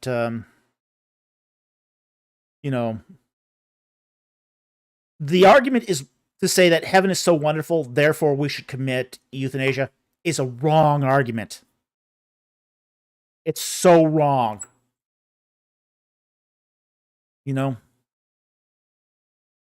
Palliative care is pretty good these days, but it's not cheap. And when you start putting money before the health and welfare of your elders, of your children, of your loved ones, of those too weak in society to fend for themselves, you've got a really deep moral problem that cannot be easily answered. Not by compassion. Yeah. Yeah, this is totally, it's reprehensible. All right, let's get back to super chats, but that's my opinion on this. It's wrong. It's morally wrong, morally reprehensible. Okay. We got a next super chat here. We got a couple more that just came in. One from Jephthah O'Connor for $5. Thank you very much for the super chat. Ask, hello, Dr. Falk. What god does the golden calf idol in the Old Testament represent, and does it come from Egypt? Okay. If you'd seen the recent mini Cow Gods of Egypt video, we would talk about this. But here's what it represents, essentially. It is an idol of Yahweh. Okay? It is an idol of Yahweh. It doesn't come directly from Egypt, but it's inspired by Egyptian myth. Essentially, the idea here comes from the Basat. Sorry, not the Basat, Hassat myth with an H. So the Hassat myth basically says that she's the cow, one of the cows of heaven. And she gives the king rebirth as a golden calf. Okay? So when the king dies, he is reborn as a golden calf that can be worshipped. Okay? So the golden calf in the Old Testament is essentially the idea that Yahweh died. He's dead. And his spirit was being reborn from a cow goddess as a golden calf that the Israelites can worship. Okay? So there is that issue there where for the Israelites, they're not supposed to make a graven image of the god. This does exactly the opposite. Is by implementing this Egyptian mythology onto Yahweh worship, they have in fact created an idol that is then being used to worship Yahweh. So that's what's going on here. It's taking an Egyptian myth and inserting Yahweh into that myth. So the golden calf is still representing Yahweh, but Yahweh as a reborn golden calf. So that's what's going on there in the book of Exodus. So anyway, just thank you very much for that super chat, and I hope that helped. Trash Rat for $2. Thank you very much for the super chat. Thoughts on anti-natalism and Arthur Schopenhauer? I have not read much Schopenhauer. I have also not heard good things about Schopenhauer. I know he was kind of a misogynist. Kind of. Very much a misogynist. Schopenhauer once called women long-haired screaming banshees. A opinion I vehemently disagree with.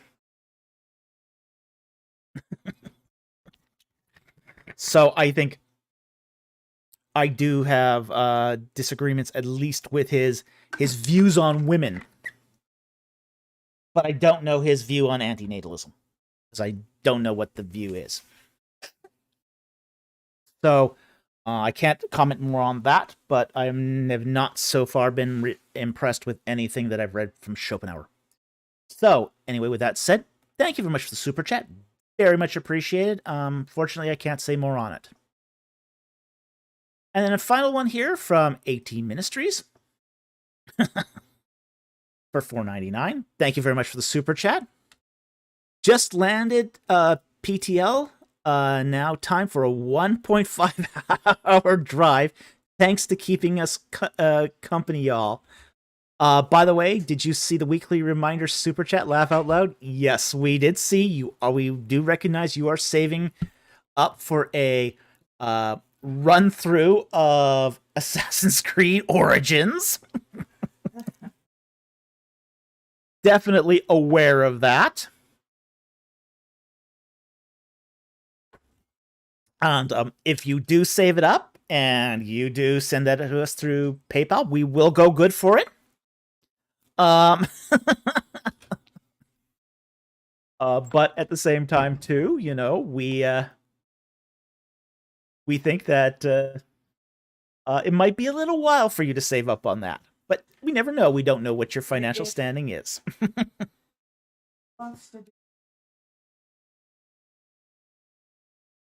Well, we'll see. We'll see what he does. Okay. Yes, please, more coffee. Okay, so with that said, That's the final super chat for the night here, as far as we go here, and we're getting very, very close. We're 5 minutes to 10. So any super chats that come after 10 o'clock, we're just going to acknowledge with a thank you very much. We'll not be answering the questions from them. We are going to take a couple of super chats, or non-super chats, and then we're going to call it a night.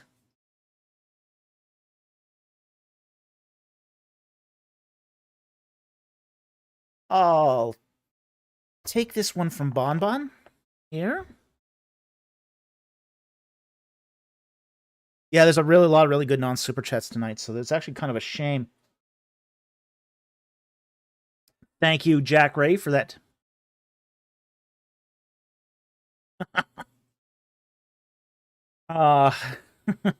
My producer says if we get another 500, we'll go to 11. Well, I don't know about that. $500. Not rupees. Okay. US dollars. Let's be specific about that, too. Okay. All right. Yeah. Yeah, not rupees. Not Russian rubles. Okay. Okay, so Bonbon asks, do you think more Christian monasteries and we need more Christian monasteries and asceticism in North America nowadays? What would be some benefits and drawbacks of doing something like this? I don't think there's a lot of benefits. I mean, look, the one benefit I've actually seen come out of monasteries is sometimes they could provide good tutorials on spiritual disciplines. Okay? That's one thing that they can do.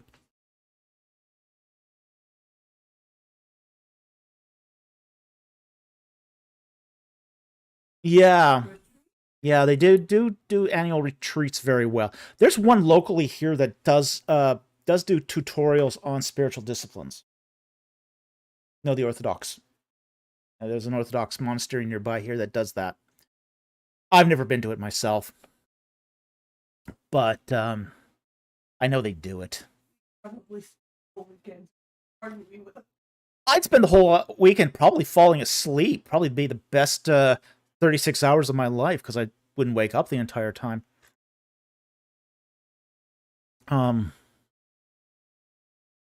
But in that respect, I think they're good. If you want to learn orthopraxis and spiritual disciplines, monasteries are a great place for that. I also think, though, that they're not great teaching institutions.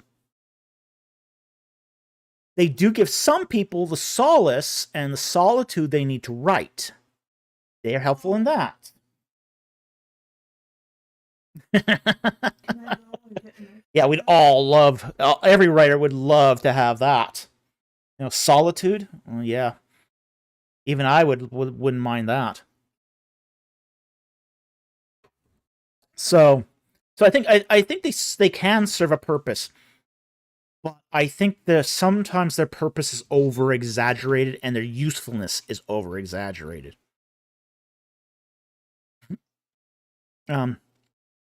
They don't engage the world well. In fact, I'd say in many times, monasteries are very poor at engaging the world. So this is what I would say. Here's the strengths. Teaching spiritual discipline, providing solitude to writers. That's what they're good at. They're poor at teaching, generally. They're poor at cultural engagement. In fact, they're the exact opposite of cultural engagement. They're trying to isolate themselves from the world. We have a world right now that's perishing. They're lost. You know, I attended a lecture once that was talking about this. There was this group that used to go to these New Age conferences. And they would do, it was a church group that set up a table at New Age conferences and do tarot readings. Like they're supposed to be done in the original, say, Middle Ages kind of way. Tarot readings are basically of that era. Were basically a way of you using the tarot cards to explain the gospel. You know, you start off with creation and Adam and the fall and the serpent and the garden and sin and King David and the coming Messiah and the hanged man who's Christ on the cross. Okay? And then salvation and then the resurrection and, you know, the city to come. Okay? So there is a way to use tarot in such a way that you can explain the gospel. Okay? It's not in a divination way, though. So they used to set up a little booth. And the guy who ran this ministry used to say, you know, everyone in there, in that New Age conference, is looking for something. They're looking for something. You know, and whether they're looking for a palm reader to tell them the future, they're looking for a crystal to enlighten their way. They're looking for a new teaching that can help them understand their place in the world. And he said, you know, there's also in these places a children's booth, a help booth for children who get lost, because these things are so massive that children get lost. And he said every booth in that New Age conference was like that children's booth, lost children's booth. Help me, I'm lost. Help me, I'm lost. Help me, I'm lost.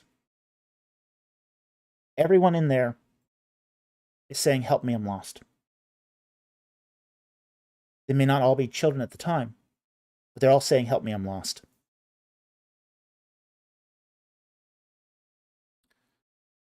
If we don't engage the world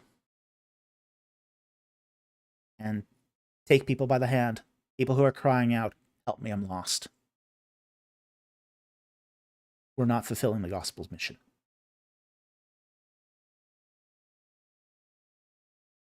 We don't need more monasteries. We need more engagement.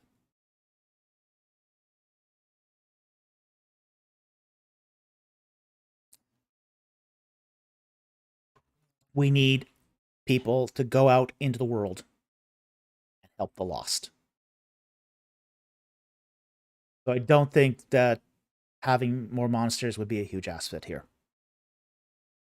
Okay. So, next non-super chat here. Another non-super chat here. The back here. More non-super chats.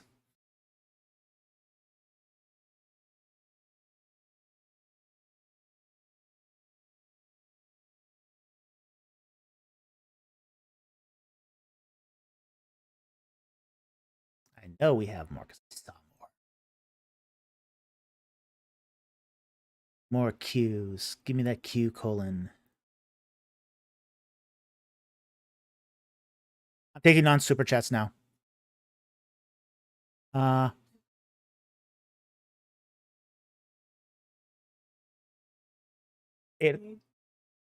Okay.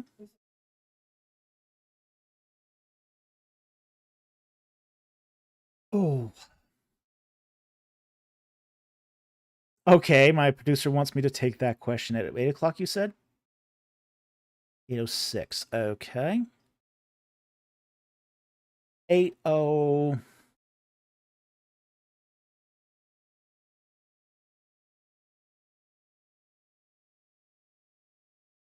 8:06. All right.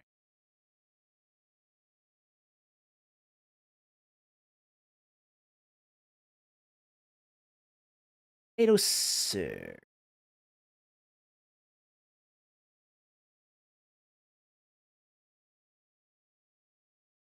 Okay.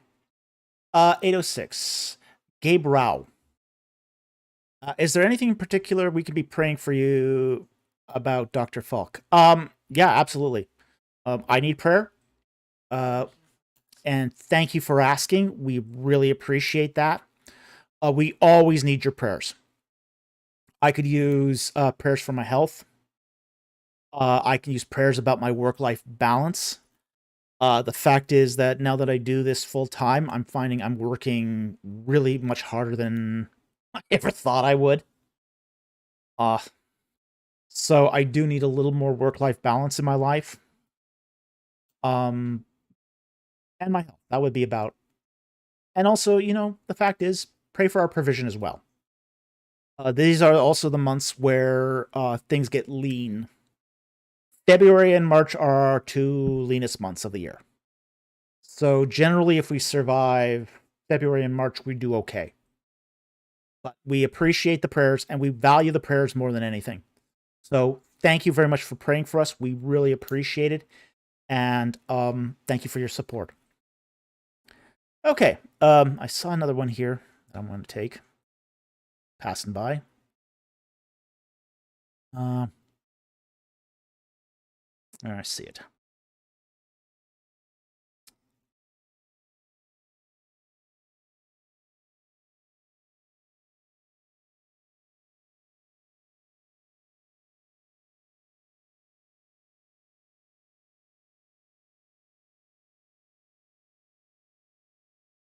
Okay, Palea asked, why was there a lot of mention of the conquest of the Sea Peoples, but no mention of the Israeli conquest? Okay, now it's Israelite conquest, not Israeli, but there isn't that much mention of the Sea Peoples. Okay, that's sort of a misunderstanding here of what we have in the record. We have basically 2 or 3 documents that talk about the Sea People's conquest. That's it. And they all come from the time of Ramses III. That's all the mention we have of it. Everything else about the Sea People's invasion of, say, the Levant is basically inferred from other records. Okay? For example, our first mention of any Sea People's group is actually in the Amarna letters. And they're attempting an invasion from the north. Not successful one either. Okay? We don't see them again in the historical record until the Battle of Kadesh. During the reign of Ramses II. At that point, what we see is that they've already taken over several cities in the coastal plain of Israel. So it never talks about that invasion. But that invasion must have happened at some point. And then we get the attempt of the Sea Peoples to invade the Sinai and into Egypt proper during the time of Ramses III. Now, you're going to get some references to the Sea Peoples in the between. But there is a reason why, for example, the Egyptians are going to talk a lot more about, say, the Sea Peoples than they are about, say, the Israelites. And that's because of the corridor of access. Okay? Now, in the case of the Egyptians, when the Egyptians decide to enter the Levant, they take the road of Horus. The road of Horus is a road that runs across the northern coast of the Sinai Peninsula. Okay? And it's their corridor into the Levant. It goes from their border fortress, the Ketem fortress at Charu, on the Pelusiac branch of the estuary, branch of the Nile, and it's going to cut across the North Sinai and go into Gaza. It ends at Gaza. Well, if you've hit Gaza, you're now on the coastal plain. And this is how the Egyptians enter Canaan. Is they cross the north of the Sinai and up into the coastal plain. But the Judean foothills where the Israelites lived and the coastal plain is separated by an impassable swamp. At least impassable to chariots. So, when the Egyptians need to enter into Judea, what they have to do is they have to go all the way up the coastal plain to the Jezreel Valley, cross the valley and then come back down into the Judean foothills. So, not every king of Egypt did this thing. Many of them didn't care. I mean, didn't want to be involved with trying to conquer Judeans, people living in Judea, when they had nothing they wanted. You know, some of them, a lot of them, went up to the Jezreel Valley and instead turned left and went to Syria, where there was good stuff to take. And that's one of the things that say the reasons why Egypt conquered anything was to take the stuff. Egyptians shored up their... They didn't hold an empire. They weren't interested in empire. They were interested in tribute. The Egyptians wanted tribute to shore up their 3,000 years of inflation. They needed those resources from the outside to shore up the economy and the currency, essentially the standard of currency, which was the bronze devon, in order to keep things from spiraling out of control price-wise. Okay?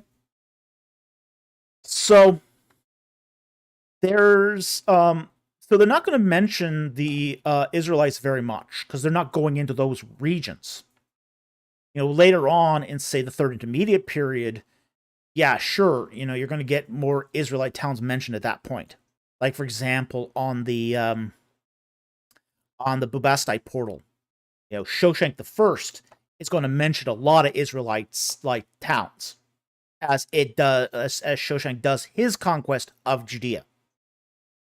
But that's, say, a later development. You're already at that point. You're in the 9th century.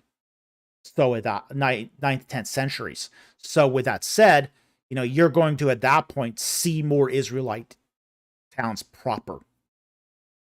But you're not going to find much mention prior to that, just because the Egyptians aren't going there. It's not the Judean foothills being controlled by a bunch of savages is not going to interest them. They're not going to have the resources that they want. But they are going to talk about some of the sea peoples because they're going through that territory all the time. That's their corridor of access to Syria. So anyway, that's the reason. Anyway, I hope that helps. Thank you very much for the question. I'll take one more non-super chat, and then we'll call it a night.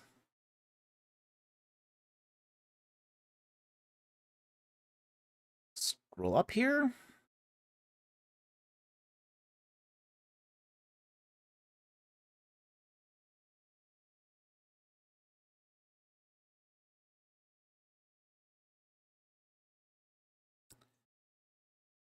And when I find something here, this will be the last super chat, last question of the night.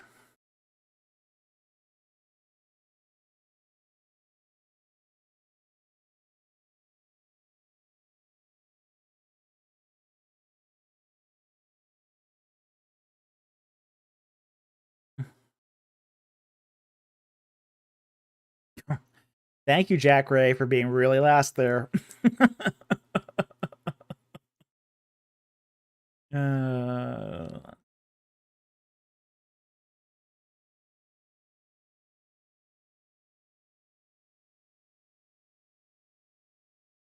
We're already past 10, so time for me to grab a snack and go to bed.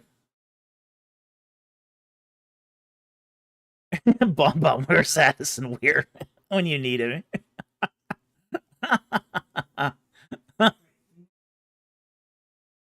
Shadow buff.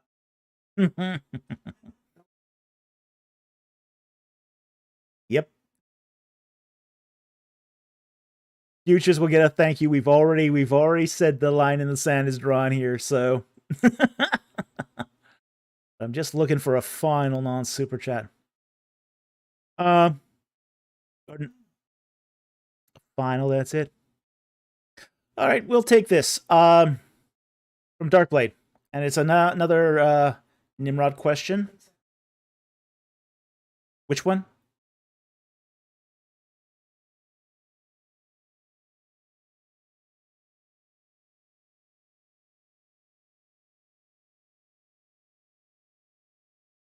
Oh, actually, that is a good question. We'll take that instead. 902, you said? Yep.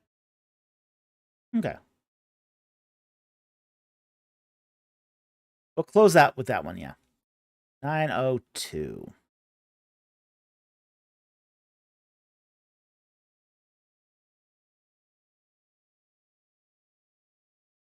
Two here.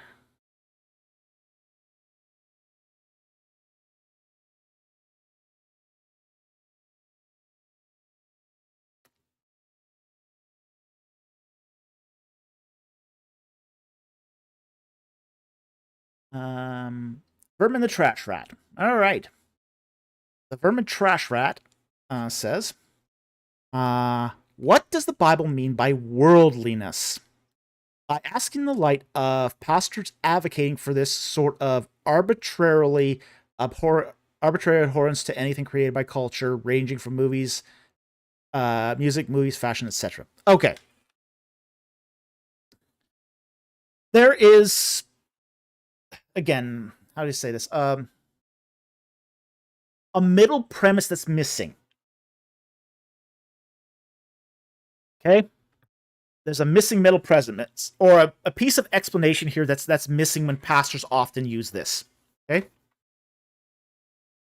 Not everything that comes out of the world is automatically bad. Okay? God created the world, and the world was good. Okay?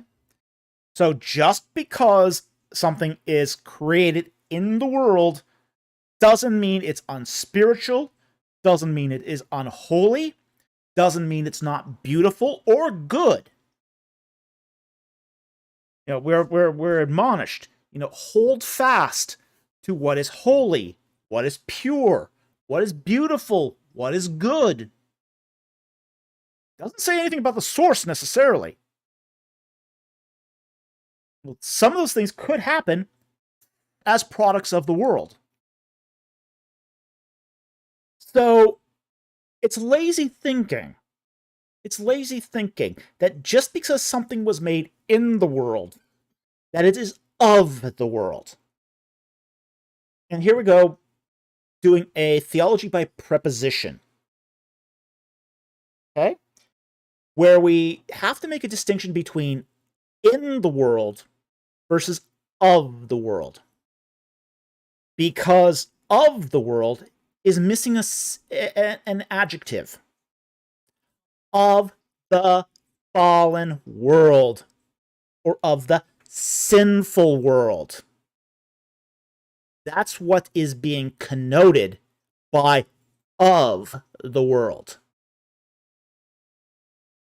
So when the Bible talks about worldliness, it's talking about those things of the sinful or fallen world. So, okay. Watching sex tapes is of the world. Watching the life story of Jesus Christ, that can be something that's in the world, but not of the world. So, it's sort of an uncritical way of putting everything that's culture into a rubbish box and say, don't touch that.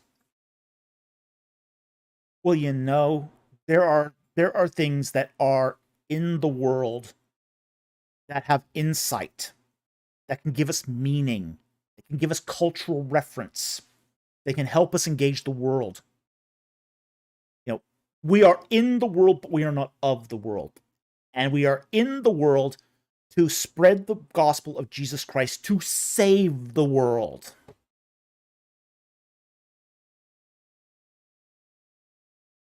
Okay?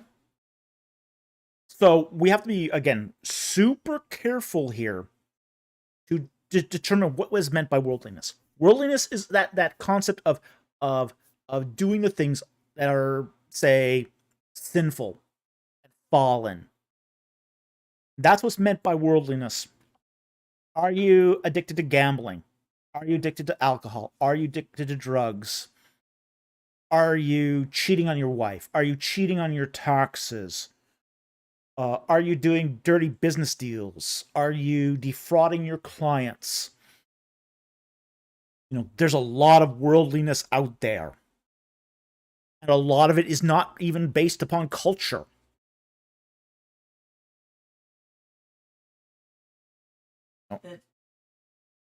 Yeah, some of this is just universal to mankind.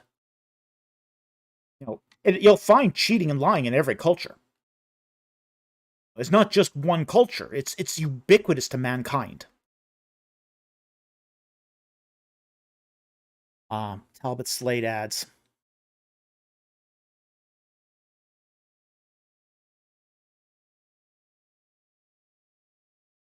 Hey, I'll take his question at the end here, because he just... Yeah, that's how he... Okay, but... Oh, that wasn't commented. That's a question. Okay, but we'll take that question in a moment here. Okay, so anyway, that's what's going on here, is that you've got that when a pastor talks about worldliness, okay, that worldliness is the sinful world. There's a lot of things that are worth lauding. It still comes from, say, sources outside of, say, just scripture, outside of the church. Like the Lord of the Rings. Let's take example of the Lord of the Rings. The ring represents sin. It's a great representation of sin. Very biblically accurate. Very true. And it's different how each person reacts to the ring based upon one's ability to be tempted and to fall into sin.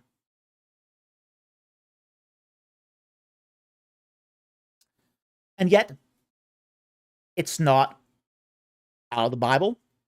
It's not out of the Christian church per se, even though J.R.R. Tolkien was a Catholic. It's inspired by Christian thought, but it is a product in the world. But it is not of the world. Okay?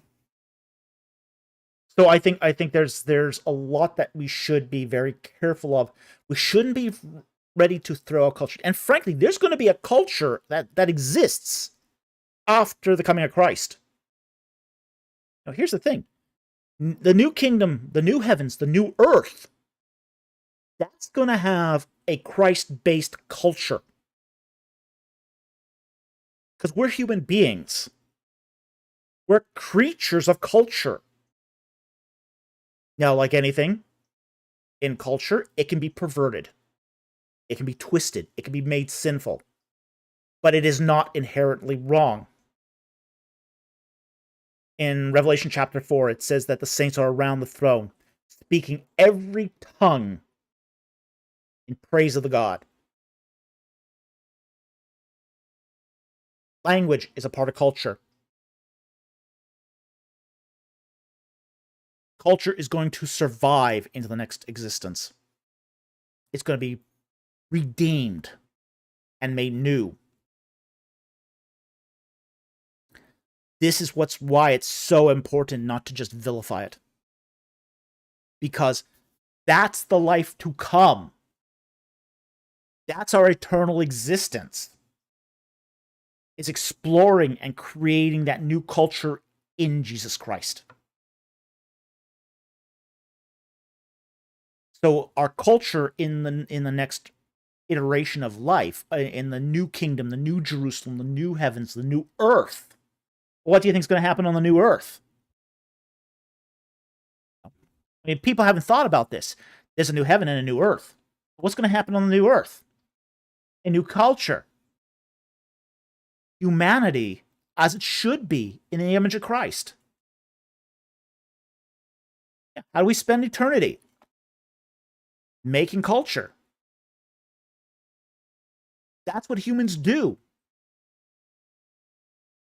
BC says, the culture is going to be rad. Yeah, it's going to be rad.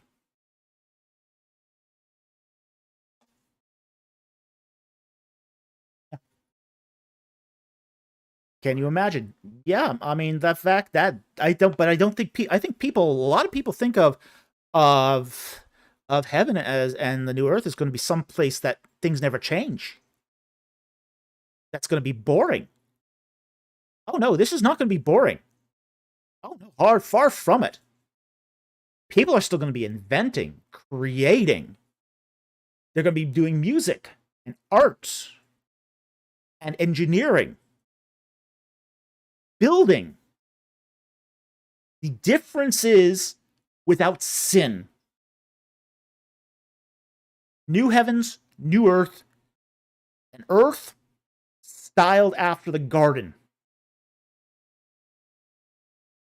Basically, an earth subdued for the glory of God himself.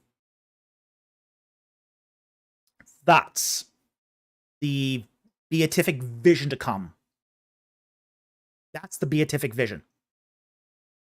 Vision of culture. Entirely based upon Jesus Christ. Okay, so let's take that final non-super chat from Albert, and then we'll call it a night here. Okay, he asks. And he asks, do you believe there are two existing kingdoms now in the universe, or just one kingdom ruled by God? A civil, natural law world and a Christian world with the church. I think there's one. All right. The one kingdom is the one ruled by God. And the Christian world is basically the function, the physical manifestation of that kingdom. Okay. So I don't hold to a two kingdoms approach. I think it's a one kingdom approach, because it ultimately comes down to the kingdom of Jesus Christ. That's what's going to come right down to it. It's the kingdom of Jesus Christ. Jesus Christ invading every portion of the existence. Everything will be subjected to Jesus Christ, and he will hand it to the seat of the Father. So everything unto Christ and Christ unto the Father. That's the order of kingdom rule. So even under that, the head of the church is Christ.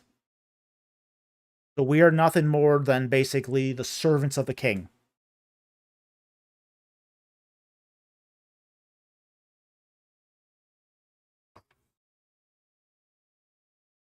That's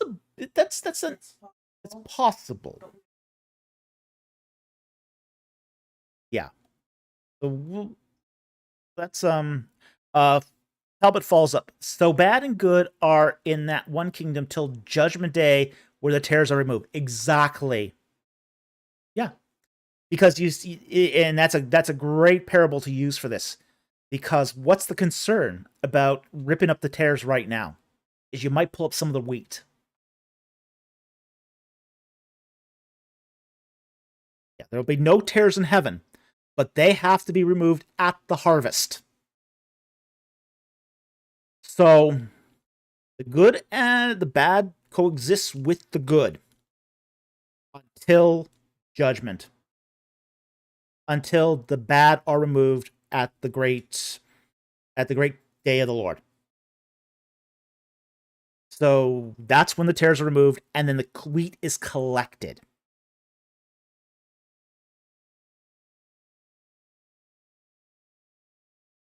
Yeah, he says, thanks for clarifying that. I heard some who believe in two kingdoms idea. You do see this idea a lot with, I say this, Christian nationalism tends to promote this idea a lot. That's an oxymoron. Yeah, it's an oxymoron. Well, yeah. Okay. It's sometimes it's called a kingdom now theology. Sometimes this is called a kingdom now theology. The idea that the church is a kingdom itself and should be ruling as a kingdom itself on planet Earth. And God never said that. So I understand that there are people who hold to this idea. Christian. Yeah, Christian nationalism is neither. It's a corrupt, bankrupt philosophy. So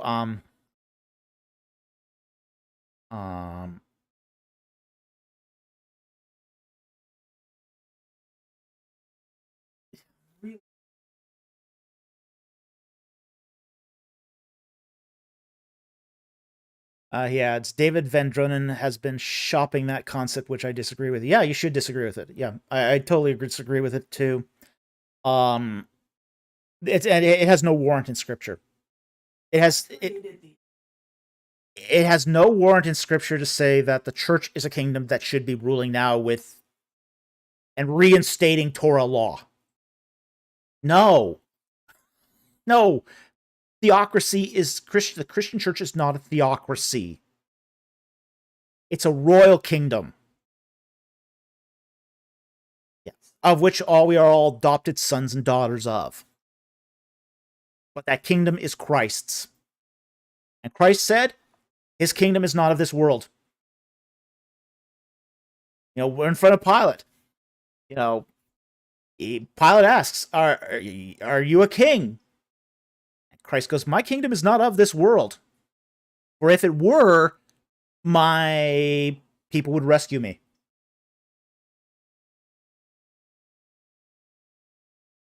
So it's a distorted gospel. It's a distorted the two kingdoms thing is a distorted gospel. It's a way of trying to introduce Judaizing in the back door. I think it's terrible. It really should be sort of, again, another idea that should be tossed in the rubbish bin. We don't need it. Not what Christ wants. Christ wants us to get our spiritual lives in order so that we make disciples. That's what he wants. Yeah.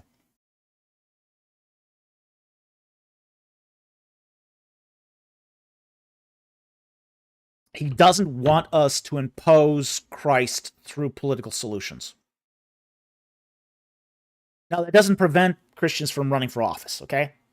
I think Christians should run for office as part of their civic duty, what they owe the state. Okay?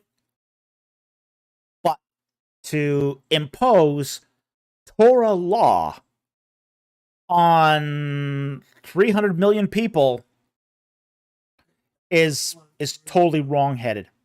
It's wrong-headed, and it defies the basically how the church was designed, what Christ intended the church to be, and how Christ is ultimately going to resolve the issue of evil. Christ is very, very adamant that we're not to take care of the tares. He's going to take care of the tares. The angels are going to take care of the tares. Poor guys. You don't want to be... Well, you don't want angels taking care of the tares, okay? If you're a tare.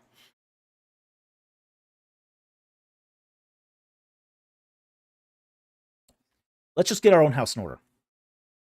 Let's start getting back into the Word of God. Let's start making disciples again. And basically rebuilding that foundation of the church, which is Christ. And if we do that, all the other problems will take care of themselves.